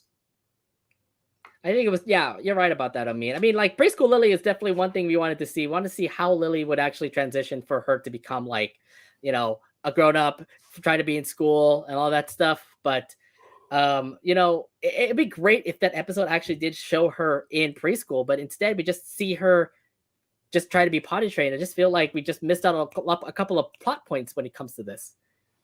But then again, I think that some preschoolers aren't really, that potty trained. So I could be wrong. I'm not a parent, but I feel like I like having Lily not be potty trained is not bad. I just wish that like you could have had spent half the time with Lily learning to potty train and half the time Lily legitimately being in the preschool, learning the ropes and all that. Right. I think it would be better if we actually had Lily in preschool. Like, say, for example, taking a nap like what Lenny did, or bouncing in a trampoline like what Lenny did. It feels like Lenny would act. I think it feels like Lenny took over Lily's spot in this episode. Yeah. I mean, to be fair though, that was funny where Lenny actually went to preschool. I love that. I love Lenny in preschool. Like all the scenes, they really do. They really do make me smile. Definitely was sweet. So yeah, it was the whole entire episode Lily trying to get potty trained. Now, here's the thing though. We would get to see that Lily was faking it because what she wanted to do was stay at home. Kind of like what we're doing in the pandemic. Yeah, she technically is a baby, and the decision from the parents is that it is Lily's call for when she's ready to go to school, which will be the next day. How would you like this? How would you like this little ending for Lily in school? Well, I'm just gonna say this. I really like what they did here because it touches upon the main theme of the episode, which is trying to adapt to change, trying to pretty much move on to the next level, the next phase of your life, which is what Lori and Lincoln each had to learn with their own respective character arcs in the episode. I feel like with this one, like this was a perfect way for Lily to get that kind of character arc, get that kind of lesson, play into that theme when it comes to Lily as well. So I felt that personally, like this was perfect. This was perfect because, like I said before, since she is, a preschooler, you would think that, like she's doing much better in the potty. She's been potty trained and all that stuff. Mhm. And so when it's been revealed that Lily was actually potty trained after all, she was faking it to not be in preschool. I'm just like, okay, that is perfect because it's perfect because it touches upon Lily's progression as a character, and also it touches upon Lily learning the same lesson as Lori and Lincoln. Yeah, exactly. And it also helps her out just the fact that like, we're just seeing her grow up. She's not the baby anymore, which I get it. She's more adjusted to it just because she wants to stay at home, wants to be like watched by her dad and mom. So I understand like her point here where she wanted to stay at home, and the fact that I love that Lynn Senior and Rita actually said like it's your decision for you to decide if you want to go or not. So like that's good that they actually gave an option for Lily to say, hey, when is your time for you to go to preschool, because they're not forcing her. And I think that was pretty much how how the episode was. It's like we need to get you to go back to preschool. We need you to go to preschool, and of course Lily's not having any of that. And then when they noticed that Lily was faking it for the whole time, it made sense for Lynn Senior and Rita to say, "Okay, it's your decision." And I love that, by the way. It just tells you that the parents gave the option for their daughter to say, "It's for you to do what you want to do. Go to college, go to school, that kind of stuff." And for Lily's case, yes, that makes sense for her, especially when she's just a little kid who's probably not ready to go to preschool yet because she just wants to stay at home. Until the next day where she said like I want to go to trampoline. Yeah, it took like Lenny mentioning finger painting and trampoline for Lily to be like, okay, I'm going to preschool right now. I'm just like, Yeah. yes. So even if the episode was all about her being potty trained and like doing whatever it takes to get her potty trained, even having Lisa bring a robot to get her to potty train, I mean, in the end, it it was just more of like Lily saying, "Hey, I'm the one who to decide if I want to go to preschool or not." And either way, I feel like I think it's good for Lily's point in this episode to say. Is that? Do you feel the same way, Omid? I think so too. All right, sounds good. Okay, so now let's look into what happened to her after school because there's quite a lot to say about her. I mean, she's now an upcoming prankster. She drew something for her big brother, which was absolutely heartwarming. She would even have a bad dream about Lisa's experiments and even have her own episode where she was mostly enraged. So how do you like Lily in this episode? She literally had a lot of episodes after school. Yeah, the crew is treating her far better than they are treating Lori. Because rather than Sadly. giving her, like I said before, rather than giving her like plot points that don't make sense for the character or pulling plots straight out of their behinds, they instead give character arcs, giving her situations that a typical preschooler would go through, like having bad dreams, like pretty much having her own baby rage fits. Um, like, okay, I would say this. Like, I'll admit that becoming a upcoming prankster is sort of too far fetched for someone her age, but they somehow managed to make that work as well. And oh my god, that moment! Look at that moment where she drew Lincoln like that drawing, and then she gave him a hug. It's like that is so heartwarming. Like that is easily like one of the best Lily moments I've ever seen. Like this whole scene is what emphasizes how truly great Season's Cheatings was. So yeah, I would definitely say that in terms of Lily's character, I would say the crew really did treat her well, and I would say that for the most part, like they gave her legitimately great episodes to work with. My thing here is that look, we don't have a lot of Lily episodes, and most of the times if Lily has an episode, it's mostly just because of her being a baby. This time around, she's now a young kid. Like she's in preschool now. She can fight her own problems to say. And I do love this whole sequence of season 5 where we get to see Lily fight in this example fight all her nightmares by Flip. herself. She Yeah. fought Flip. She, either way, she still fought her own nightmares. um, Yes. and Look then at and that. then Cloud Strife, baby. Cloud Strife. and the other thing too is like I said, she had her episodes where she become a prankster. Nobody knew that, by the way. Apparently, like Luann has always been the prankster, especially on April Fool's Day. Who knew that Lily would be like an inspiring person to actually learn from? Like she's learning from Luann. I didn't know about that. Um, Now we have two pranksters in the house. Uh-oh, this is going to be trouble when the next April Fool's episode drops. Yeah, like we already had a Luann Loud April Fool's trilogy. Now, Songs of the Luanns is a start to the Luann and Lily April Fool's trilogy. Now, in Seasons Cheating, for example, that was more of a Lincoln episode because Lincoln's trying to be selfish Lincoln again, trying to make sure he gets the best gift. But the thing is that the second side story is just Lily, just because she's just doing her own thing. She's a baby, or she's still a little kid, yet she still does her own hand paintings. And in the end, she still was thinking that Lincoln is still her what's it, Christmas buddy or the Secret Santa to say. And then she still ended up giving Lincoln that piece, which I thought was just absolutely beautiful. And then, no doubt about it, I did love Appetite for Destruction just because it was Lily being all fussy. Like, you never see Lily become all messy, all messed up, all this kind of stuff. And it's like, oh my God, what are you guys going to do? It is more for Rita and Lynn Sr. because, yeah, I mean, look, babies do fuss around. Like, they will get cranky sometimes.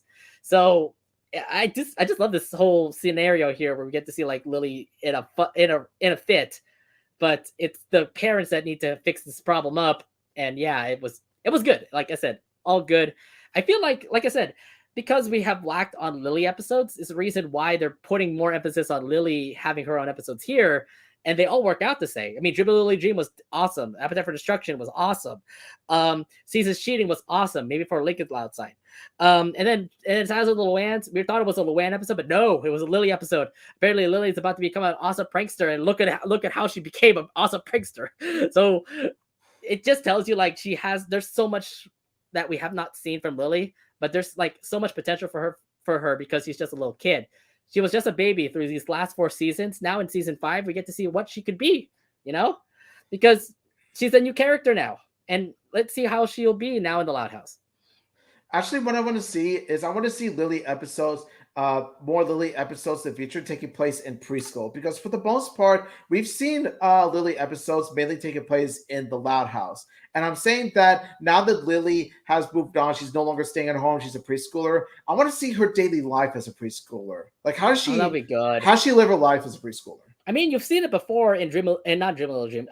You have seen it before in Appetite for Destruction. I mean, you I mean, did see that was her. only brief. Like, it wasn't the main point it wasn't the main setting of Appetite for Destruction. I want to see future episodes in which the preschool itself is the main setting.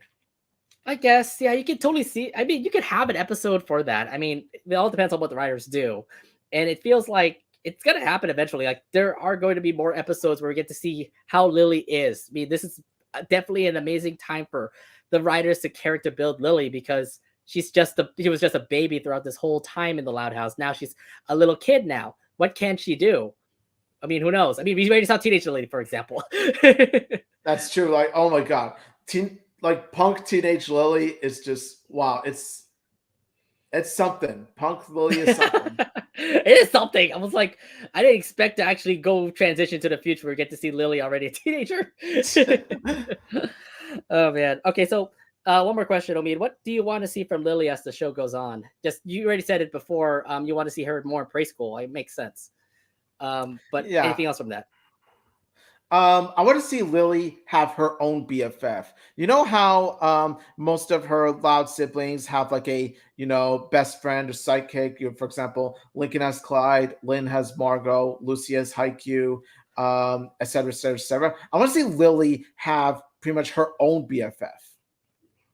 That would be cool, actually. I mean, they tried it before back in Appetite for Destruction to actually, give her a friend to actually have a good, what was it, to become like a good student to say, but no. Yeah, she's still a fussy old girl. Yeah, I want to see Lily learn to make friends.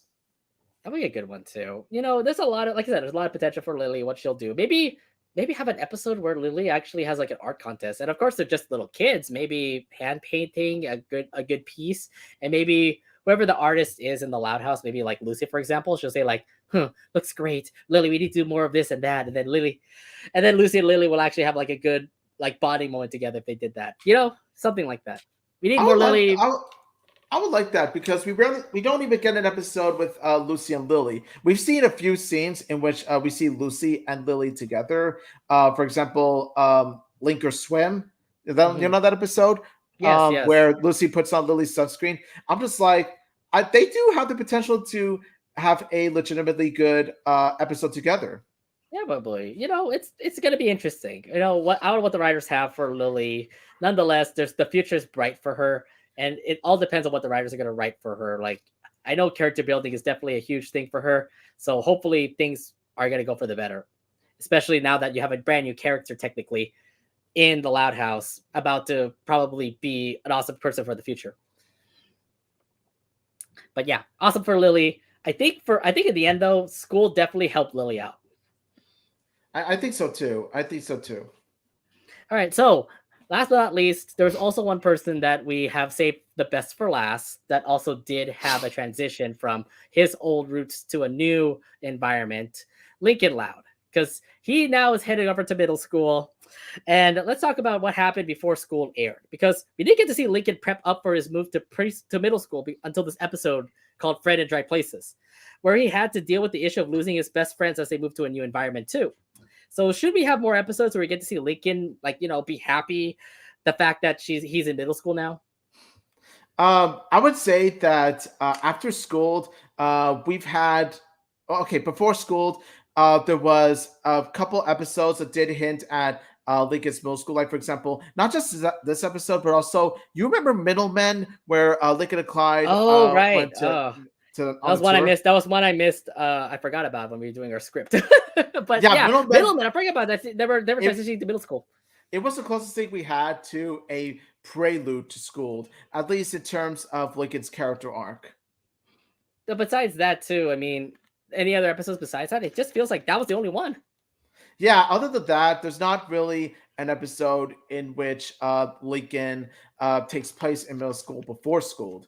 Like another episode, like Friends that Drives Places, for example, it may not touch upon middle school, but it touches upon a fear that because they're moving on to a next level of education, like moving on to a new school, Lincoln fears that he may lose his best friends because they may be interested in other things besides want to hang out with Lincoln all the time. So that's when Lincoln, lets that fear get to him and lets him make irrational decisions, like for example, getting them lost.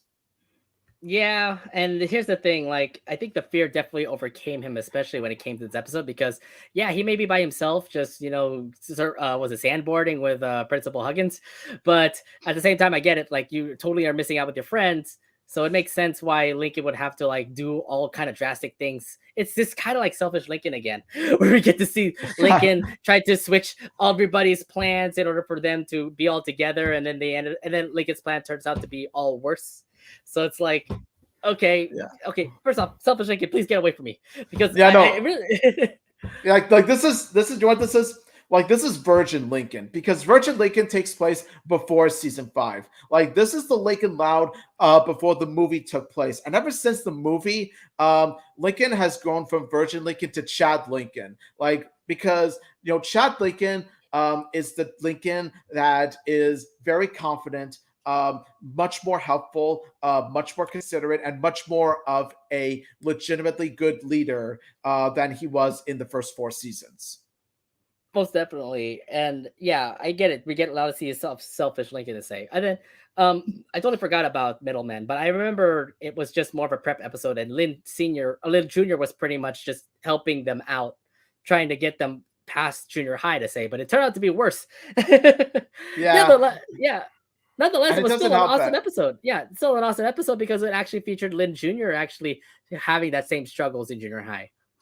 Yeah, but sadly, it doesn't help that the role she played in Friends in Dry Places and in Schooled, especially, didn't exactly shine her character in a positive light.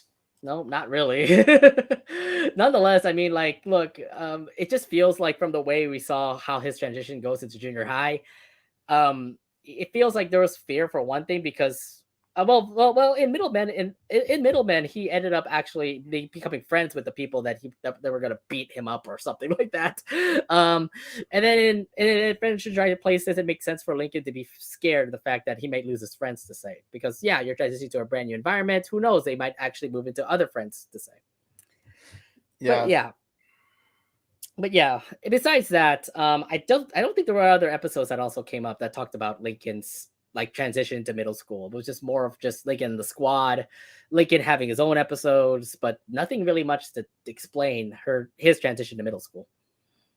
Yeah, I would say this though. It's kind of ironic that like after school, season 5 would pretty much like serve as sort of a antithesis to Friends of Dry Places, saying that Lincoln Loud isn't going to be separated from his friends after all. And let me tell you, like season 5 proves that a little bit too much, considering how like we've gone so much Lincoln and Squad episodes in season 5 and season 6. So I'm just like, okay, like you proved Friends in Dry Places wrong, but you proved Friends in Dry Places wrong a little bit too well. Good thing you actually explained that. So let's actually discuss what happened to Lincoln in school, because it seems that he was so excited about it. And why wouldn't you be? You just transitioned from elementary and now you're heading over to middle school. You're out of elementary school. You're now moving to a new environment. Things are looking up for Lincoln that he will make a song about it. do you feel? Do you feel for Lincoln's motivation? I mean, as he moves on to middle school. First of all, Asher Bishop, man, Asher Oh Bishop. man, I yes. said this before. I'll say it I again. feel I feel He I has the feel I voice feel of so an bad. angel. I feel so bad that he's not Lincoln anymore. But Exactly. people grow up. People grow up. We get it. Like to me, he was the best Lincoln. Like he still is the best Lincoln to me because of the kind of character that he played as Lincoln, like the kind of Lincoln that Asher Bishop played, and also his singing talents. He really did bring that voice to Lincoln, and it really does show here. And this is one of the highlights of Lincoln's character because it shows a brand new Lincoln that is different from the first four seasons version of Lincoln. Like I said before, he's much more outgoing. He's much more cheerful. He's much more encouraging. He looks out for his friends much more than he did in the first four seasons. It shows in We Got This how confident he is because it shows like he knows the ways of middle school, like such as Middlemen and Friends of Dry Places, giving him these kinds of lessons, how to adjust to a middle school.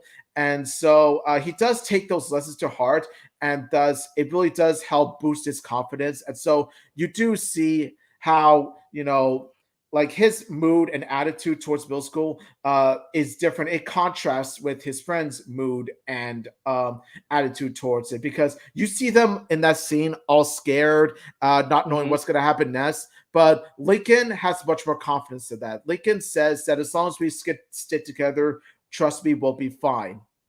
Trust me, we'll be fine. Oh god, just the song with itself, it just already pretty much explains like how confident Lincoln was. I mean, even before they went to middle school, it was just more of Lincoln having being the man with the plan, having his plan, saying like, "I got this. I know what to do." And the other thing too is, I believe those episodes that came up before school began, like Middlemen, and Friends in Dry Places. I think it just pretty much gave him the confidence to say, "Hey, I'm good to go. Let's start middle school up."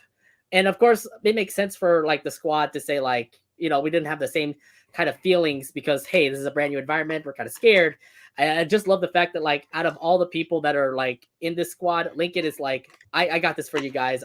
I'll give you all the confidence and everything. And the song, like I said, it was just awesome. It It just really tells you is. like, I it just agree. tells you, it just makes you feel like, makes you feel out of that environment or out of that mindset, saying like, I hate how I'm going to change into this new school. And like you need to like people have to be looking up to Lincoln as like a person who, you know, would just look up to him. I guess I'll explain it. Yeah, definitely. Like you got to trust him because he's been the leader of your squad for many months. So, if he says, we got this, trust me, we'll be fine. I think that Lincoln squad should trust his words. But then again, he hasn't gone through learning the exact same kind of lessons Lincoln has. I mean, Clyde has like sort of in Middleman, but then again, his growth is, not as strong, or his confidence is not as strong as Lincoln's, considering how Clyde is always the psychic instead of the leader. Hmm. Yeah, exactly. But either way, I mean, it still was just a good confidence boost. And it just tells you, like, maybe you should probably follow in Lincoln's footsteps on how to actually, like, change environments. Because, yeah, I get it. Everybody's going to deal with it. You're not going to be in elementary for a long time. Obviously, you're going to move to middle school, high school. And then just listening to Lincoln's, like, voice song of confidence just tells you, like, hey, maybe you should just follow whatever Lincoln's footsteps are. Definitely. I agree. Yeah. Now, the episode did have a sticky situation, though, where he couldn't be in the same class with his friends and has to go to a class outside of the main building with this teacher named Mr. Bullhoffner. Worst of all, Chandler is in the class. So he would do what it Oh. takes to make sure he gets the class where his friends are at, aka Brian Principal Ramirez. How'd you like this Lincoln? How do you like Lincoln so far, doing what it takes to get a class with his friends?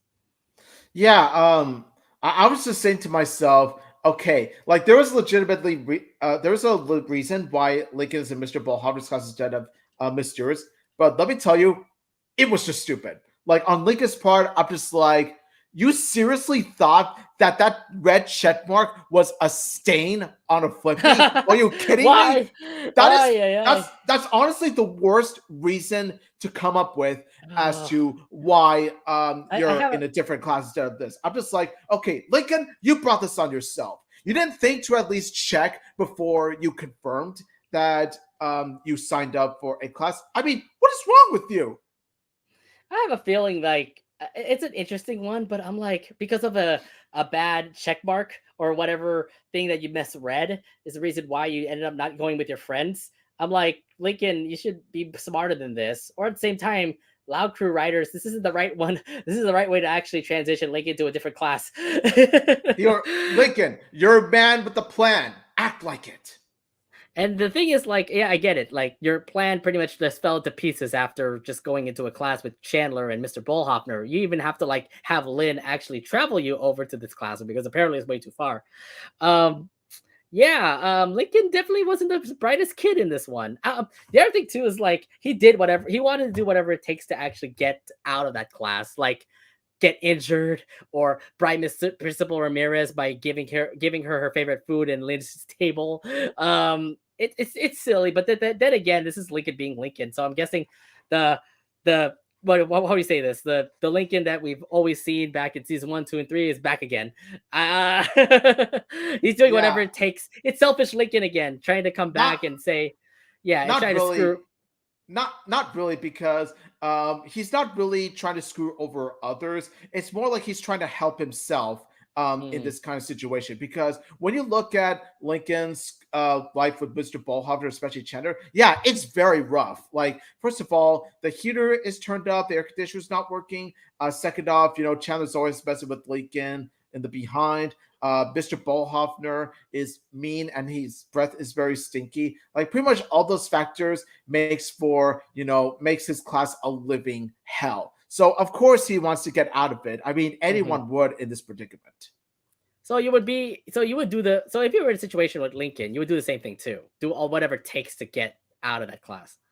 As long as it doesn't affect others, doesn't hurt others, then yes, I definitely would. As you can see here, Lincoln's not really hurting anyone. Well, I mean, okay, like he's trying to, Would you say Principal Ramirez in this case, or not really, because it's more so like trying to get Principal Ramirez to convince Lincoln to pretty much like move him to another class. It's not like he's blackmailing him. It's not like he's trying to cost her job. He Mhm. just wants to move to a different class, but he has his own way of doing so, and it's like a man with a plan, patent pending sort of plan.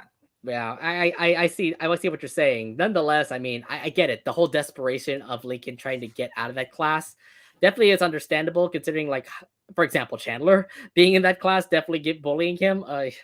And the scenario of what's going on in that classroom to say. So, like from the first thing you see from that classroom, it just tells you, like, yeah, Lincoln, get out of there. Um, and like I said, selfish Lincoln could also be a little bit showcasey in this example, but at the same time, I'm like, maybe you are selfish for the better reason. Yeah, exactly. And the thing is though is that like what gets me is not pretty much Lincoln being what gets me is not really Lincoln trying to get out of Mr. Ballhorner's class. What really gets me though is how he even got enrolled into Mr. Ballhorner's class in the first place. And even then, it's not selfish Lincoln, it's stupid Lincoln. It's Like stupid Lincoln, it's yeah. it's the kind of mistake that only Lenny Loud would make. Only Lenny Loud I could buy would make that kind of I mistake. have a Not feeling. Lincoln. I feel like it's something that the writers just couldn't even get like out of their minds. Like what what made Lincoln not get the classroom because Lincoln was so confident for being with his friends that it just ended up being all bad for him. Like there could have been a better idea than that, than just a little check mark that he totally missed out on. Like there has to be a reason that makes sense for the character that is consistent with Lincoln's character because like I said before, this is the kind of mistake that would be a Lenny Loud sort of mistake. It would be the Hmm. kind of thing that Lenny Loud would go through because it's in her character to make that kind of mistake, not Lincoln Loud who's supposed to be the man with the plan. Right, exactly. But nonetheless, he still ended up in this situation by him. It is his fault in this case, in this situation. So here's the thing. It all worked out. He's out of Mr. Ballhoffner's class, but he would actually head to Canada for class since Principal Ramirez struck a deal with the Canadian school to have Lincoln there. Um, what was it? And here we go again, where Lincoln has to find a way out of school, out of that school. So it's pretty much deja vu all over again. What are your thoughts on Lincoln? Trying to get out of the Canadian school instead of that classroom. Yeah, I would definitely say this. It's not the kind of thing that Lincoln really expected. He didn't expect to be going into another school in another country. So pretty much unlike last time where he got enrolled into Mr. Ballhauer's class, and I was thinking to myself, yeah, listen, Lincoln, I feel bad for you and all, but you kind of brought this on yourself by making a really dumb mistake. Here, though, it's a kind of outcome he didn't really see coming up until Principal Ramirez told him that oh, you're going to Canadian school. So while it was nice to see like Canada, what Canada looked like in the realm of the Loud House, and of course that song that the that this guy sings is like really catchy, brings the spirit of Canada. Mr. Doug Rockwell, by the way, who also was a part of Really Ma- Loud Music. Major credit to Doug Rockwell, by the way. I can't help but feel bad for the guy. I can't help but feel bad for the guy because he's going to a different school to another country, and not only that, he has to wear really warm clothes because, as you all know, Canada is cold, eh? My thing though is the fact that the parents were actually agreeable about this. It's like, dude, you're gonna go so far, wake up really early, and then drive your kid all the way to the ferry in order for them to head over to Canada. I'm like, wait, we're really doing this? Yeah, like you saw how excited Lynn Senior was when he woke up Lincoln and then drove him to school. It's like Uh, how did Lynn Senior and Rita I even don't. come to this agreement like Yeah, so easily? if anything, they could have at least said something about this, but no, it was kind of Lincoln's fault for actually being a part of it. So it's like, oh, this is all Lincoln's idea. This is the reason why he's going to Canada. And I think Rita and Lindsay were kind of like, okay, fine. And then nonetheless, he still went to Canada, and now he's in the school in Canada. Obviously, it's definitely worse for him because it's definitely cold up there. He misses his friends. He's not even in Royal Woods anymore. So it makes sense for Lincoln to do again another plan for him to get out of Canada. Still though, it's just still though, like from the episode, you get to see like, okay, you didn't get your class, okay, fine. Then you have to get yourself out of that. You got into Canada, so things get worse and worse in this episode for Lincoln. I don't know Yeah, what. look at I you see don't this know. guy in an icicle. This guy's like literally like I in ice, like some sort of sculpture or something. Still, no, I mean, yeah, it just kept getting worse for Lincoln. So it just feels like, what is Lincoln really gonna get out of this? I hope it's not going to be like some sort of drastic magic thing where Lincoln gets back to Royal Woods, right? Yeah, that would not be very cool if you know what I mean. That wouldn't be cool at all. See what I did in So it? yeah, it's not Cool. what you said there. So even with all the setups to get him out of Canada, it still didn't work for him and for his friends either. Now, here's the thing that I like about Lincoln in this part here, because he would eventually give up and just deal with it, which definitely showed that he has matured as a really awesome kid. So even through all the mayhem of getting him into the class, he finally is going to deal with the situation that he's in. He's going to stick with the Canada school. How'd you like this whole tournament? How'd you like this whole turning point with Lincoln and his friends? it was the highlight of the episode. It was one of those peak moments that you see in the series. This, like I said, this moment really does show how the Loud House isn't just, funny gags and wacky hijinks. No, like when it has heart, let me tell you, it tugs at your heartstrings. Like it could really, it really can tug at your heartstrings at times. This is one of the prime examples because, like, after trying so hard to get out of a situation that is impossible for him to get out of, he finally decides to just give in and to pretty much grow and finally realize that there's not much that you could do about it. So the least you could do is just adapt to it. And what really works is that not only does it really, touch on his friends, like it really does um, help give inspiration to his friends, but also inspires and touches Lori's heart and makes her want to go back to Fairway University and deal with her own new environment. So what I really like about this is that it's the sort of moment that really transitions to Lincoln, not just Lincoln's friends, not just Lincoln's sister Lori, but also the fans and the audience that is watching this particular moment. We do see how Lincoln really has grown, has changed, and is vastly better than the Lincoln from the previous 4 seasons. I actually do love this moment here because the thing is, like, with all the situations that Lincoln has just gotten himself into, he definitely learned how to deal with it. And look, I understand, like, if you continue to push yourself more and more, trying your best to at least get yourself out of these situations, you're just gonna continue getting worse and worse. And I'm guessing this is what Lincoln is learning. Like, look, these plans may not work out for you, so I love the fact that in the end, Lincoln is going to deal with it. The fact that he still got to go to Canada to go to school, and it's just awesome to see that it's not no more selfish Lincoln anymore. It's no more of him just doing whatever it takes to get him out of school. It's more of him just like dealing with the fact that, like, hey, I got myself into this situation. I'm gonna deal with it. So I love this transition. And the other thing too is that even the squad was also like, you know, denying the fact that Lincoln wasn't want to go to Canada and stuff like that. But in the end, when Lincoln said, I'm going to deal with it, I'm just going to stick with whatever this plan is, everybody agreed too. And it just tells you that they're all maturing. They're all going to deal with whatever situation this is going to be. This definitely was the highlight of the episode. And it's the reason why school definitely was one of the big episodes of season 5. So I have to say, though, like, if it wasn't for this, it's a reason. This is the reason why it wouldn't be so big of an episode to say.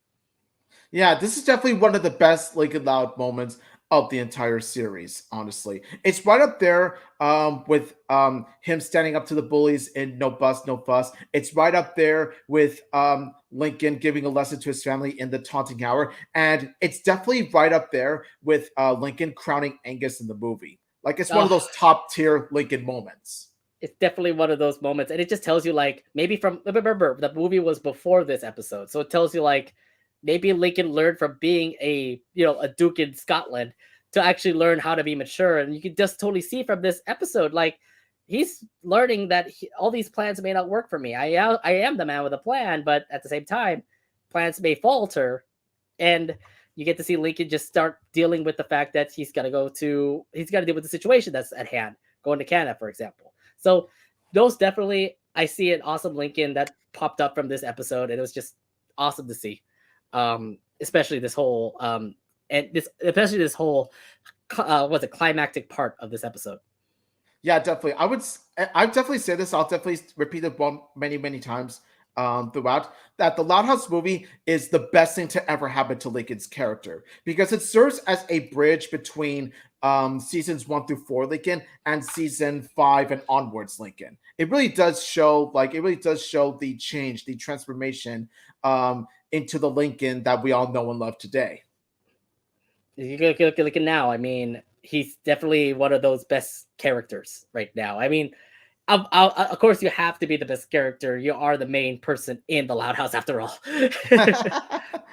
So, the episode here for school would end with Lincoln going back to Royal Woods Middle School after Canada banned him for not using maple syrup.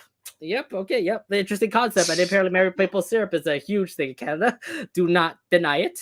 And it was here where we also learned to deal. This is also the same moment here where we get to see him deal with Mr. Bullhopper's class, even if he doesn't have his friends there anymore. So his friends are still in a different class. He's dealing with Mr. Bullhoffer's class, even with Chandler's there, even when there's a hot room.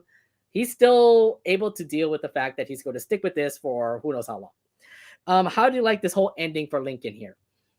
Yeah, honestly, like that whole reason, it's a bit rushed. It's a rushed plot point, but at the same time, it's really funny. Where like the reason why Lincoln gets banned from Canada in the first place is because he said no to syrup. He's like, I'm all syruped out, and then they're like, Even a freaking dude, Moose even said that. how dare you speak blasphemy of our godlike, heavily angelic maple syrup? You shall be condemned. And they put a permanent ban on Lincoln. They really put a ban on his passport. Just because he said no to maple syrup. I'm just like, wow, Canada really does worship maple syrup like it's their god or something. It's just really funny. I think that's definitely one of the best comedic moments that happened in this episode. Because it really does touch upon how much Canada really adores maple syrup. And honestly, yeah, I can see why. Because like maple syrup is the staple of Canada. And so, like, Lincoln, of course, goes back to Mr. Bullhoffer's class, but this time with a much more upbeat and positive attitude towards the situation because it's the lesson that he learns that in which he needs to adapt to a new environment and to make the best out of the environment. And of course, the best way to do that is like by sort of like like getting back, like teasing like Chandler, Yep. and then just watch Chandler get troubled by a moose. It's like yes, perfect karma, love it. That's the thing I like about it. I mean, the fact that he dealt with his problems. Like, yes, I understand you didn't go to Mr. Bullhoffer's class. What I love though is like how courageous he could be now. I mean, like he even talked to Mr. Bullhoffer to say, turn up the AC. And then he did that. It's like, yeah, everyone loves Lincoln. Now he's like the most popular kid in school. And then of course sort of seeing Chandler get owned by a moose is actually really funny too. I love it. Yes. So to say the least, things got a whole lot better after dealing with it. So I think the lesson there in the episode was just like deal with your situation, and you end up getting so much positivity from that. So it's like awesome for Lincoln, makes him a better character in this episode, and yeah, I've learned a lot from this episode. Yeah, it's this episode that teaches you something. It's that like while things may not change for you, what needs to change is your attitude towards it. That's how you make the best of it. I mean, to say the least, though, from this episode, do you think from sorry, I'll backtrack this. From this episode, do you think that we get to see a lot of like mature Lincoln throughout the series? Yes, I think that ever since Schooled, we've seen like a brand new version of Lincoln, like an evolved Lincoln in a sense. And we've seen him display this kind of, boosted up, confident Lincoln, this kind of much more friendlier Lincoln, this kind of much more upbeat, much more free spirited Lincoln. Even in episodes like such as, Saved by the Spell and Flying Solo, for example, like as problematic as those episodes are, the best parts of these episodes is Lincoln himself. And of course, you got Lincoln showing us more Chad moments in episodes like No Bus, No Fuss and The Taunting Hour, for example. Most definitely. I just feel like from this episode, and of course, what you said, Omid, when the movie also came out, from the movie to the school to the ongoing episodes happening in season 5 and 6, it just feels like we have a new picture of like who Lincoln Loud is, and it just tells you like how amazing he is now after what he has dealt with back in the old seasons of the Loud House. Now, let's look at what happened after his episode in Schooled. Oh, sorry. Because we get to see a whole lot more about who Lincoln Loud is, from maintaining a middle school news crew with his friends, manning up to bullies, being an amazing singer, help solve mysteries with Lynn Jr., and a whole lot more to say. Omi, do you think we've seen that's true. We have seen a much better Lincoln in this, in After School, right? Yes, I would definitely say that. We still continue to see Lincoln maturing. Even in season 6, for example, it doesn't stop in season 5. Like we see this kind of Lincoln go on in season 6, and a great example of this is what I consider to be season 6 best episode to date. And I know it's a bit of a spoiler because we haven't talked about this episode yet, but I'm just going to say this. Taunting Hour is, season 6 at its peak so far. Because it just shows Lincoln Loud actually like saying, how I dealt with my problems. I'm gonna teach you guys how to deal with your problems. And the other thing too is like it was only mostly focused on Lynn until the whole family ended up getting it as well. Then they all started to hate Lincoln, and then Lincoln starts to show the fact that he also has a bully too. So it's like, look, this is just amazing how Lincoln is. Like, we were just thinking it would be another Lynn episode, Lynn dealing with the fact that she has hecklers. But no, this turned out to be a wholesome Lincoln moment that tells you like Lincoln's a really mature kid. I'm like, wow, we definitely see the best Lincoln so far. Yeah, like it's one of those what I like about this is that like even though it's mostly about Lynn, Lincoln plays a very significant role in helping out Lynn, and I'm just like honestly, between this and Disney Cook, I want to see more bonding moments between Lincoln and Lynn, especially when they go to the same school together now. Oh, and also another thing is that even outside the Loud House, like you see this Lincoln in not just the Loud House, but also in the Casagrandes as well. Recently with Skatey Cat, Oh, where he actually helped Ronnie Ann in her situation. like he Oh, helps out his friends as well, oh, like Ronnie Ann. And Ronnie it's Kid another for the episode we'll win. touch Ronnie upon Kid on for the later. win. But here's a bit of a spoiler. I absolutely adore Skatey Cat. Honestly, I consider it to be like honestly, I'm just gonna say this. It's in my top 2 favorite Casagrandes episodes of all time. It is that It amazing. was so good. It was so good. I know for Ronnie Kid fans, you're definitely gonna love it and everything. My thing about After School is the fact that he made so much stuff for his friends, and we get it. There's a lot of there's a lot of Lincoln and his squad episodes, but it makes sense because Lincoln and his friends are definitely like a second family to say. Like Lincoln with the news crew and its episodes. Remember, they had to deal with Chandler, for example, actually joining the news crew. They had to deal with a mystery about what was it? They had to deal with a mystery of like what this news crew is about before. They also had to deal with the fact that Rusty was actually going to be expelled for school or suspended from school. So it's like I love this whole thing about like how this whole squad family that he has. There's all the other thing too is that we also get to see a lot more of like who Lincoln is. Apparently, a great magician. You did get to see that back in the Lighthouse movie, but then you get to see this a whole lot more. Remember, Saved by the Spell, for example. Yeah, Exactly, yeah. yeah. Look, all his friends were trying to say get away from doing magic, but at the same time, he still ended up being an amazing magician, third place magician. That's In what I love Royal Woods. about it. Like Lincoln didn't give in to his friends' dismay of him performing magic. Like he stuck with it because he knows deep down it's what he truly loves. So he wants to stick with what he loves, despite others looking down on him upon it. For whatever reason, I'm sorry. Like Saved by the Spell is one of those episodes that could have been much stronger had not been for the fact that Yeah, had it his not friends been were for the complete jerks had it not towards been for him and his the talents. squad actually like backstabbing him. Yes, we get it. But at the same time, still Lincoln still matured enough and actually did do his own magic show, and it turned out to really work well at the end. Yeah, and in So a way, yeah, Lincoln did sort of get his revenge at the end by having him pretty much pull all kinds of tricks on them. But then again, he only did like harmless magic tricks, and even that they were sort of like his volunteers in a sense. So it's nothing harmful or anything. That's just good.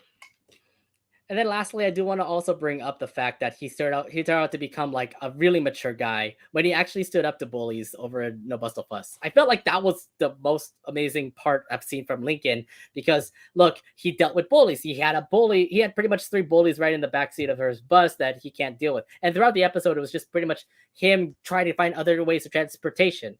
But then when you get to see at the end when Lincoln saw like all of his other classmates also get bullied, the fact that Lincoln actually stood up to them and his squad also standing up to him just tells you like how mature he is and just becoming a leader and actually showing off that he can actually, handle his problems wholeheartedly.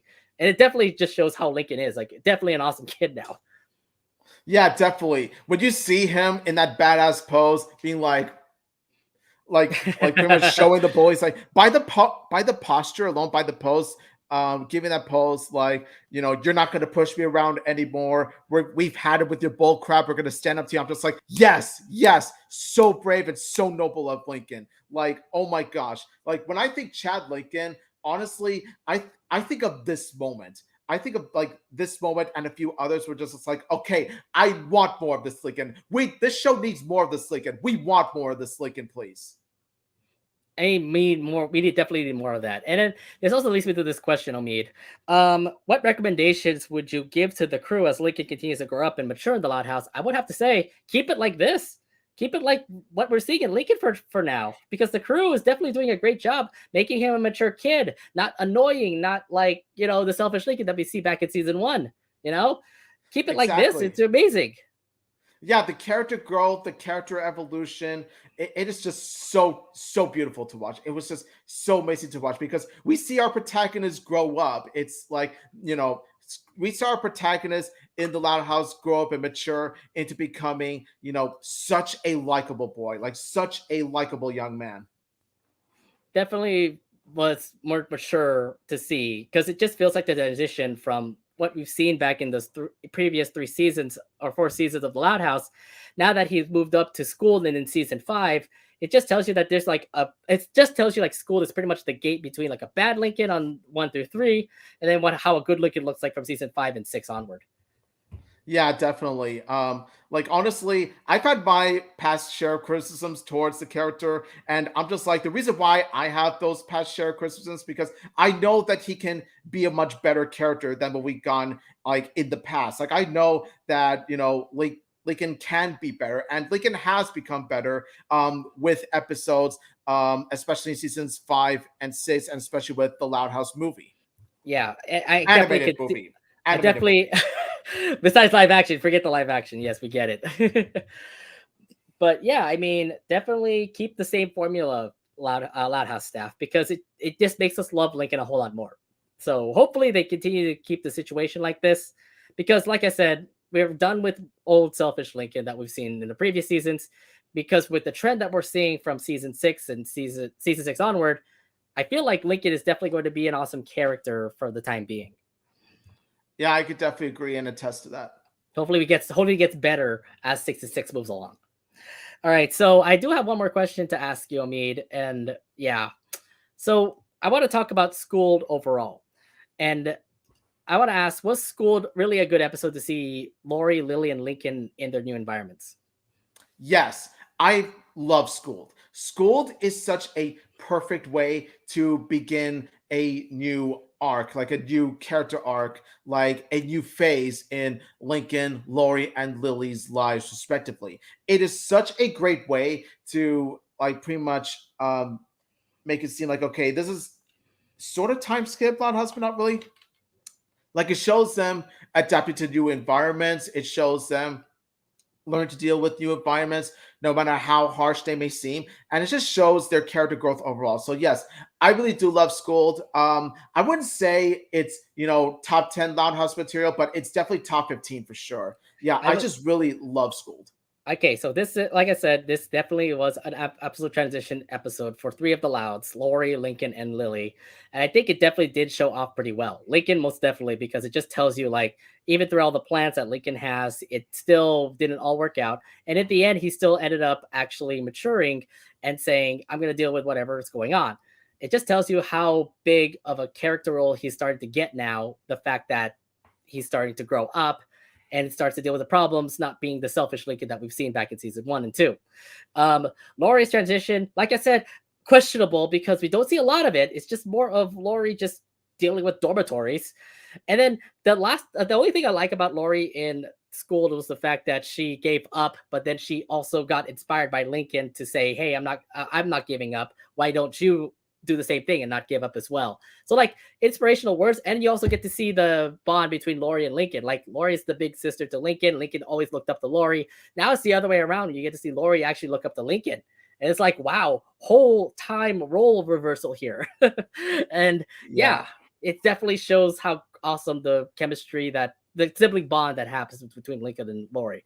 Now for Lily, look, Lily is its own separate entity. Like she is already a kid, But there's a lot of things that can happen for Lily. Look, she's just been a baby for what, four dang seasons.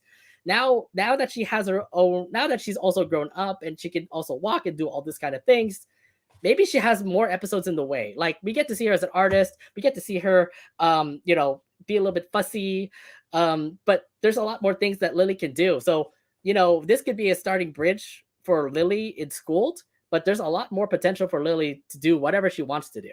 Maybe she could be the next artist. Who knows? Because we don't have any artists in the Louds, okay?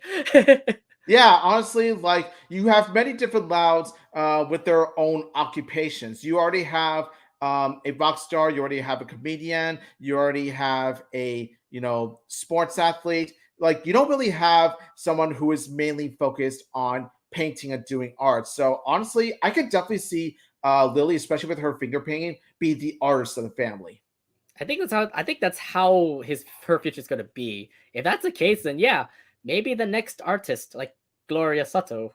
Yes, yes, I had to bring it up because yes. of course this guy loves Gloria, quote unquote, Lil loves Gloria. My beloved from Big City. Yes, I do love. Now that you brought up, that name, I've just been thinking to myself. Yes, yes, more artist Lily, please. Like pretty much, yeah.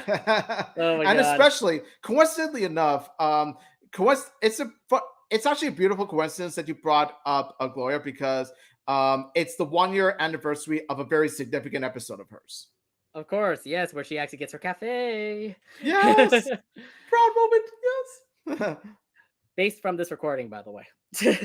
um, so yeah, also shout outs to Sunny. I sorry I took your artwork here, but I definitely wanted to show this because this is the only like screen cap I can actually see having the three characters here. Okay, Sunny Clips, if you're watching or listening to this, let me tell you, you've done an amazing job with this artwork. It is beautiful. So Also, please yeah, follow thank her. you. Please follow her because she definitely loves the follows. Okay. Please follow her. Not only that, but also follow her podcast show called Casa Loud Chats because she talks about Loud House and Casa Grandes over there. Like it's such a fun and very deep and analytical manner. So yes, as a Loud Casa podcast show, like we highly recommend another Loud Casa or rather Casa Loud podcast show, which is Casa Loud Chat. So yes, please go follow Sunny Eclipse, follow her artwork, follow her podcast, follow everything. All right. Now I have one more question for you, me, because school definitely did showcase the best of best of the Louds transitioning to new environments. We get to see that with Lori, Lincoln, and Lily. Now, do you think that this formula can also happen again for the next characters in line when it comes for changing environments? For example, Lenny's about to go to college. Lynn Jr. is about to go to high school. Do you see that formula also work out for Schooled? Yeah, like I think they're probably gonna have a schooled two, but instead of Lincoln, Lori, and Lily, what it is instead is that it's going to be like Lenny and Lynn Jr. And oh my god, that moment is just so funny. It's like, wait, why are we paired together? That doesn't make any sense. We don't have anything in common. Well, Yet except that you you could all talk to each other. Like you all have the same except lines. except except that you could potentially have your own school episode, but that's for the future to decide. But anyway, yeah, I think that like a Lenny college arc and a Lynn junior high school arc could actually have potential to work because you see Lynn being the freshman in high school. Of course, she might get scared that it's going to be pretty much the start of junior high all over again, where she was being bullied according to middle men. Like she fears that she's going to experience that all over again. But I think what will really help her get through this is Luna and Luann helping her get through it. And also, in terms of Lenny being in college, of course, college is a big environment. It's a whole new ball game. And let's be honest, since Lenny is the ditz of the family, it's not going to be so easy for her to fit in. So she calls upon Lori for advice on how she Hmm. deals with a college. Like I feel like honestly, it could take it could take some plot points with Boss maybe where she goes to Lori for help, even though Lori's at college. But then it's for like a different situation.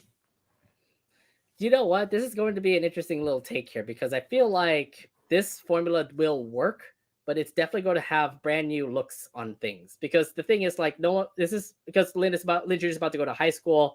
there's definitely a transition of like her from, being in 8th grade all the way to 9th grade. And in that case, it's more of like, oh, how can you actually handle yourself being a freshman now in high school? Obviously, your friends are also going to come with you. I'm probably going to see like, what was it? I get to see Margot. I get to see Paula. Probably, hang out in high school with Lynn. At the same time, they're probably going to be dealing with the senior bullies or the junior bullies, because those things also happen as well. Maybe Lynn has the toughness to actually, stand up to them, or maybe not. Remember Middleman, for example. She had a tough time actually transitioning into junior high. So maybe it could be a callback for Lynn Jr. with Middleman saying like, "Oh man, I don't want to deal with this again." That kind Yeah. of thing. Another And thing then that could work too. Oh, go ahead. go ahead, you go ahead. Well, another potential plot point that could work too in terms of a Lynn high school episode is if you have Lynn trying out for a basketball team, for example, or a soccer team that she really wants to be a part of, but then like no matter how hard she tries, she didn't make the cut. Like she's Mm, been cut off of the team. She didn't make the team. And the thing is that it's gonna pretty much help Lynn learn that you win some, you lose some. There are some mm, times where you do get into a team, no matter how hard you try, no matter how successful you are, because she's used to being in like every team that she's in, from elementary all the way through junior high, because she's always been like the star athlete. Like this is a sort of a wake up call to Lynn, teaching her how to be more humble and to pretty much take the L in a sense, like mm-hmm. accept the fact that sometimes you're not going to get in because there are those that the coach feels are more talented than you. I think what's especially going to hurt is the fact that, imagine this, like the coach, like the coach of a team picks Margot and Paula, but not Lynn. Yeah, that would be really interesting. But that's an episode that could probably be for like season 7 if they have, or season 8 if they actually transition Lynn and Lenny into high school and college respectively. But for Lenny, in her case, look, I get it. She is the ditz of the school. I don't think college will actually work out for her. If anything, she might go to community college or beauty school. Anything could work. That could work out for her. And the other thing too is that maybe Miguel and Fiona might also help her out as well. Or the other thing too, bring Jackie and Mandy along as well, because it feels like that's definitely her best friends. But Exactly. yeah, Make Miguel and Fiona as significant in Lenny's life. Make Jackie and Mandy more like as significant part of Lenny's life as Miguel and Fiona, because there's a reason why in Everybody Loves Lenny she had trouble choosing between two sets of friends for a reason. Mm-hmm. I don't know if it's going to be like a transition for like Lily to go to kindergarten, because it's a whole different ballpark too. But I can totally see Lynn Jr. and Lenny, if they're going to have another like school too, or something like that. I hope things can actually like look great for both of them, especially if they transition to other places, like Lynn Jr. going to high school. That definitely is going to be a brand new transition for her. And Lenny definitely is going to be huge for her if she's going to go to college, or if anything, beauty school. But yeah, that's for a different time, because we got a lot more episodes to watch. Yeah, definitely. All right. Well, anything else you want to bring up for this before we end the podcast? Yeah, I just have to say this. I think like one problem and one major problem that I have with school is Lincoln's friends themselves. Like they can't even Oh, they can't yeah. This is how why the I don't bring it solo up. line. This is why I didn't bring it up. This is why I They're didn't bring it so up, because dependent. They're so dependent on Lincoln being there. They can't do anything by themselves. Like they can't even do work without Lincoln. They can't even trade food with Lincoln. Are you kidding that's me? why I didn't bring. That's why I didn't bring it up, because it's like they're looking at themselves like they're stupid. Exactly. I'm like, why would you treat them like that? I mean, like, and yeah, I think everything relies on Lincoln. I guess that's how the episode is gonna roll. and it especially disappoints me that it especially disappoints me that Stella would be presented in that light, because Stella is supposed to be much smarter than that. She's supposed to be smarter. Yeah, I know. She's That. supposed to be like the smartest person out there. I mean, she even for example, Saved by the Spell. She actually is the smartest girl to actually make Lincoln not do magic. So it's Oh like, god. wow. Yodel Boy was cringe though. I'm sorry, but I have to disagree. Yodel Boy was pure cringe. Yodel boy. Oh, Oh god. don't You disrespect couldn't my come up girl. with a much more clever name than that, Stella. Really, Don't I'm sorry. disrespect my girl Stella. She's amazing. Okay, she's an awesome woman. She's an awesome young girl. That's why I said that she's better than Yodel Yeah, she's Boy. better than the dumb one over at school. Oh my god. Yeah, respect for Stella. Hopefully, we get to see that live action Stella soon. Oh God, yeah, Please, I would love to see please, that. I'd love to see That that. that's Plus, that's actually one of the reasons why. One of the reasons that could make the live action series work is if you have like live action versions of more characters that we haven't seen in the Loud that's what I House live said. That's action what we said movie. earlier in the show. That's what I said earlier in the show. Like we need to have more other characters, like maybe a Miguel and Fiona live action, or you already have Clyde as a live action. Why don't you have Liam, Rusty, and Zach also, or maybe Ronnie Girl Yen, Jordan? Maybe Ronnie yeah, Yen, obviously Ronnie Yen. Ronnie We need Yen, Ronnie Yen. Ronnie We obviously Yen. need Ronnie Yen. We need Girl Jordan. We need let's see, Sam obviously is already there. We need Betty, for example. We need a lot of other characters. I swear to God, like this is going to be fun if they actually have the other secondary characters have live actors. Yeah, it's gonna be an interesting watch because you never know how the series is gonna turn out. Right. But yeah, that's gonna come out this year, so we'll wait till the trailer drops and we'll see how good this live action show is going to be. Anyway, that's pretty much it for our Loud Casa Talks podcast. Thank you very much for listening in on our stream. I'm sorry. Thank you very much for listening to our podcast. Remember that you can also listen to our Loudcast Talks podcast on all podcasts that are available for y'all: Spotify, Anchor, Google Podcasts, Apple Podcasts, wherever you listen to podcasts. Loudcast Talks will be available for you there. We also do have our YouTube page as well. So if you haven't subscribed to us, hit that red button to subscribe and also hit the bell to be notified of when we'll come on next. We all do want to let you know that next Thursday we do have a brand new episode of the Loudcast Talks episode review as we review the latest Loud House episodes. Crap, forgot about forgot what they are. What were the two that aired yesterday? Or what were the two? What were the two that aired on Friday? The two that aired on Friday were a Bug Strife. Oh yeah. A Bug Strife and Okay, I'm all looking. All the Rage. A Bug Strife and All the Rage were aired on Friday. Oh, that's right. That's right. All the Rage. Oh God, I never expect to see Clyde to be like that though. Yeah. Yeah. Immediately, it's like whoa, like pretty much didn't know you had to do Clyde. Nice. Yeah. So we had what was it? Now I have the episodes here. We're going to talk about a Bug Strife, All the Rage, Musical Chairs, and the Taunting Hour. That's right. All four of those episodes will be aired. We'll be talking about. You have no idea how excited I am to talk about the Taunting Hour. I can't wait to sing my praises towards this episode. Anyway, that's going to be airing this Thursday. That will be on the 7th. Yeah, on the 7th. So be here at 8 p.m. Eastern, or 8 p.m. Pacific, 11 p.m. Eastern. So you can get to see us review the latest Loud House episodes. But we also do have another Loudcast Talks coming up next week. Our next Loudcast Talks will be on next Sunday, as we talk about the future of television shows. I mean, look, I think everyone is getting the news that cable is dying and that every show is pretty much going to streaming services like Netflix, Paramount Plus, Hulu, Disney Plus. At least that's how everyone is looking at it. But for Nickelodeon, it's quite interesting what they're doing. I mean, they continue to air new episodes on the network to pretty much drastic measures, and the pretty much like bad numbers. I mean, like the ratings are terrible now. Like we have bad ratings for SpongeBob, for like the Alvin, and all the other shows, even Loud House, for example, which leads Nickelodeon to pretty much do drastic measures by canceling shows. Look at the Casa Grandes. So yeah, since this trend is still ongoing, it's only a matter of time before either Nick actually starts doing something about this and actually start putting their shows on Paramount Plus, or see their shows die on a dying platform. So next week, we're going to discuss on what Nick should do for the future of the upcoming shows. Should all shows debut on Paramount Plus? How about those new episodes? That's all going to be explained next Sunday. We're going to talk about what Nick should be really thinking about their future shows. I mean, put the Patrick Star Show on Paramount Plus, or what they're doing with the Loud House, with the live action series going to Paramount Plus is already a good move. But how about those new Loud House seasons, like season 7 of the Loud House? Are they really going to put it on Nickelodeon where it's going to die? Or are they going to put it on Paramount Plus where everybody's going to watch it and start actually praising it? So yeah, there's a lot to talk about. What Nick should really be thinking about future shows, because it just feels like it's not doing well.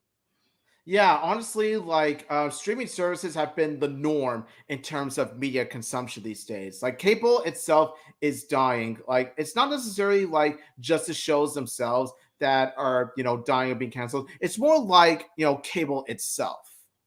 It is a thing, and the thing is, like, you could just go to other, like, sources to actually, like, watch TV shows, like, say, for example, YouTube TV or Hulu TV, or if you wanna watch shows and start streaming them, Netflix, Disney Plus, Paramount Plus.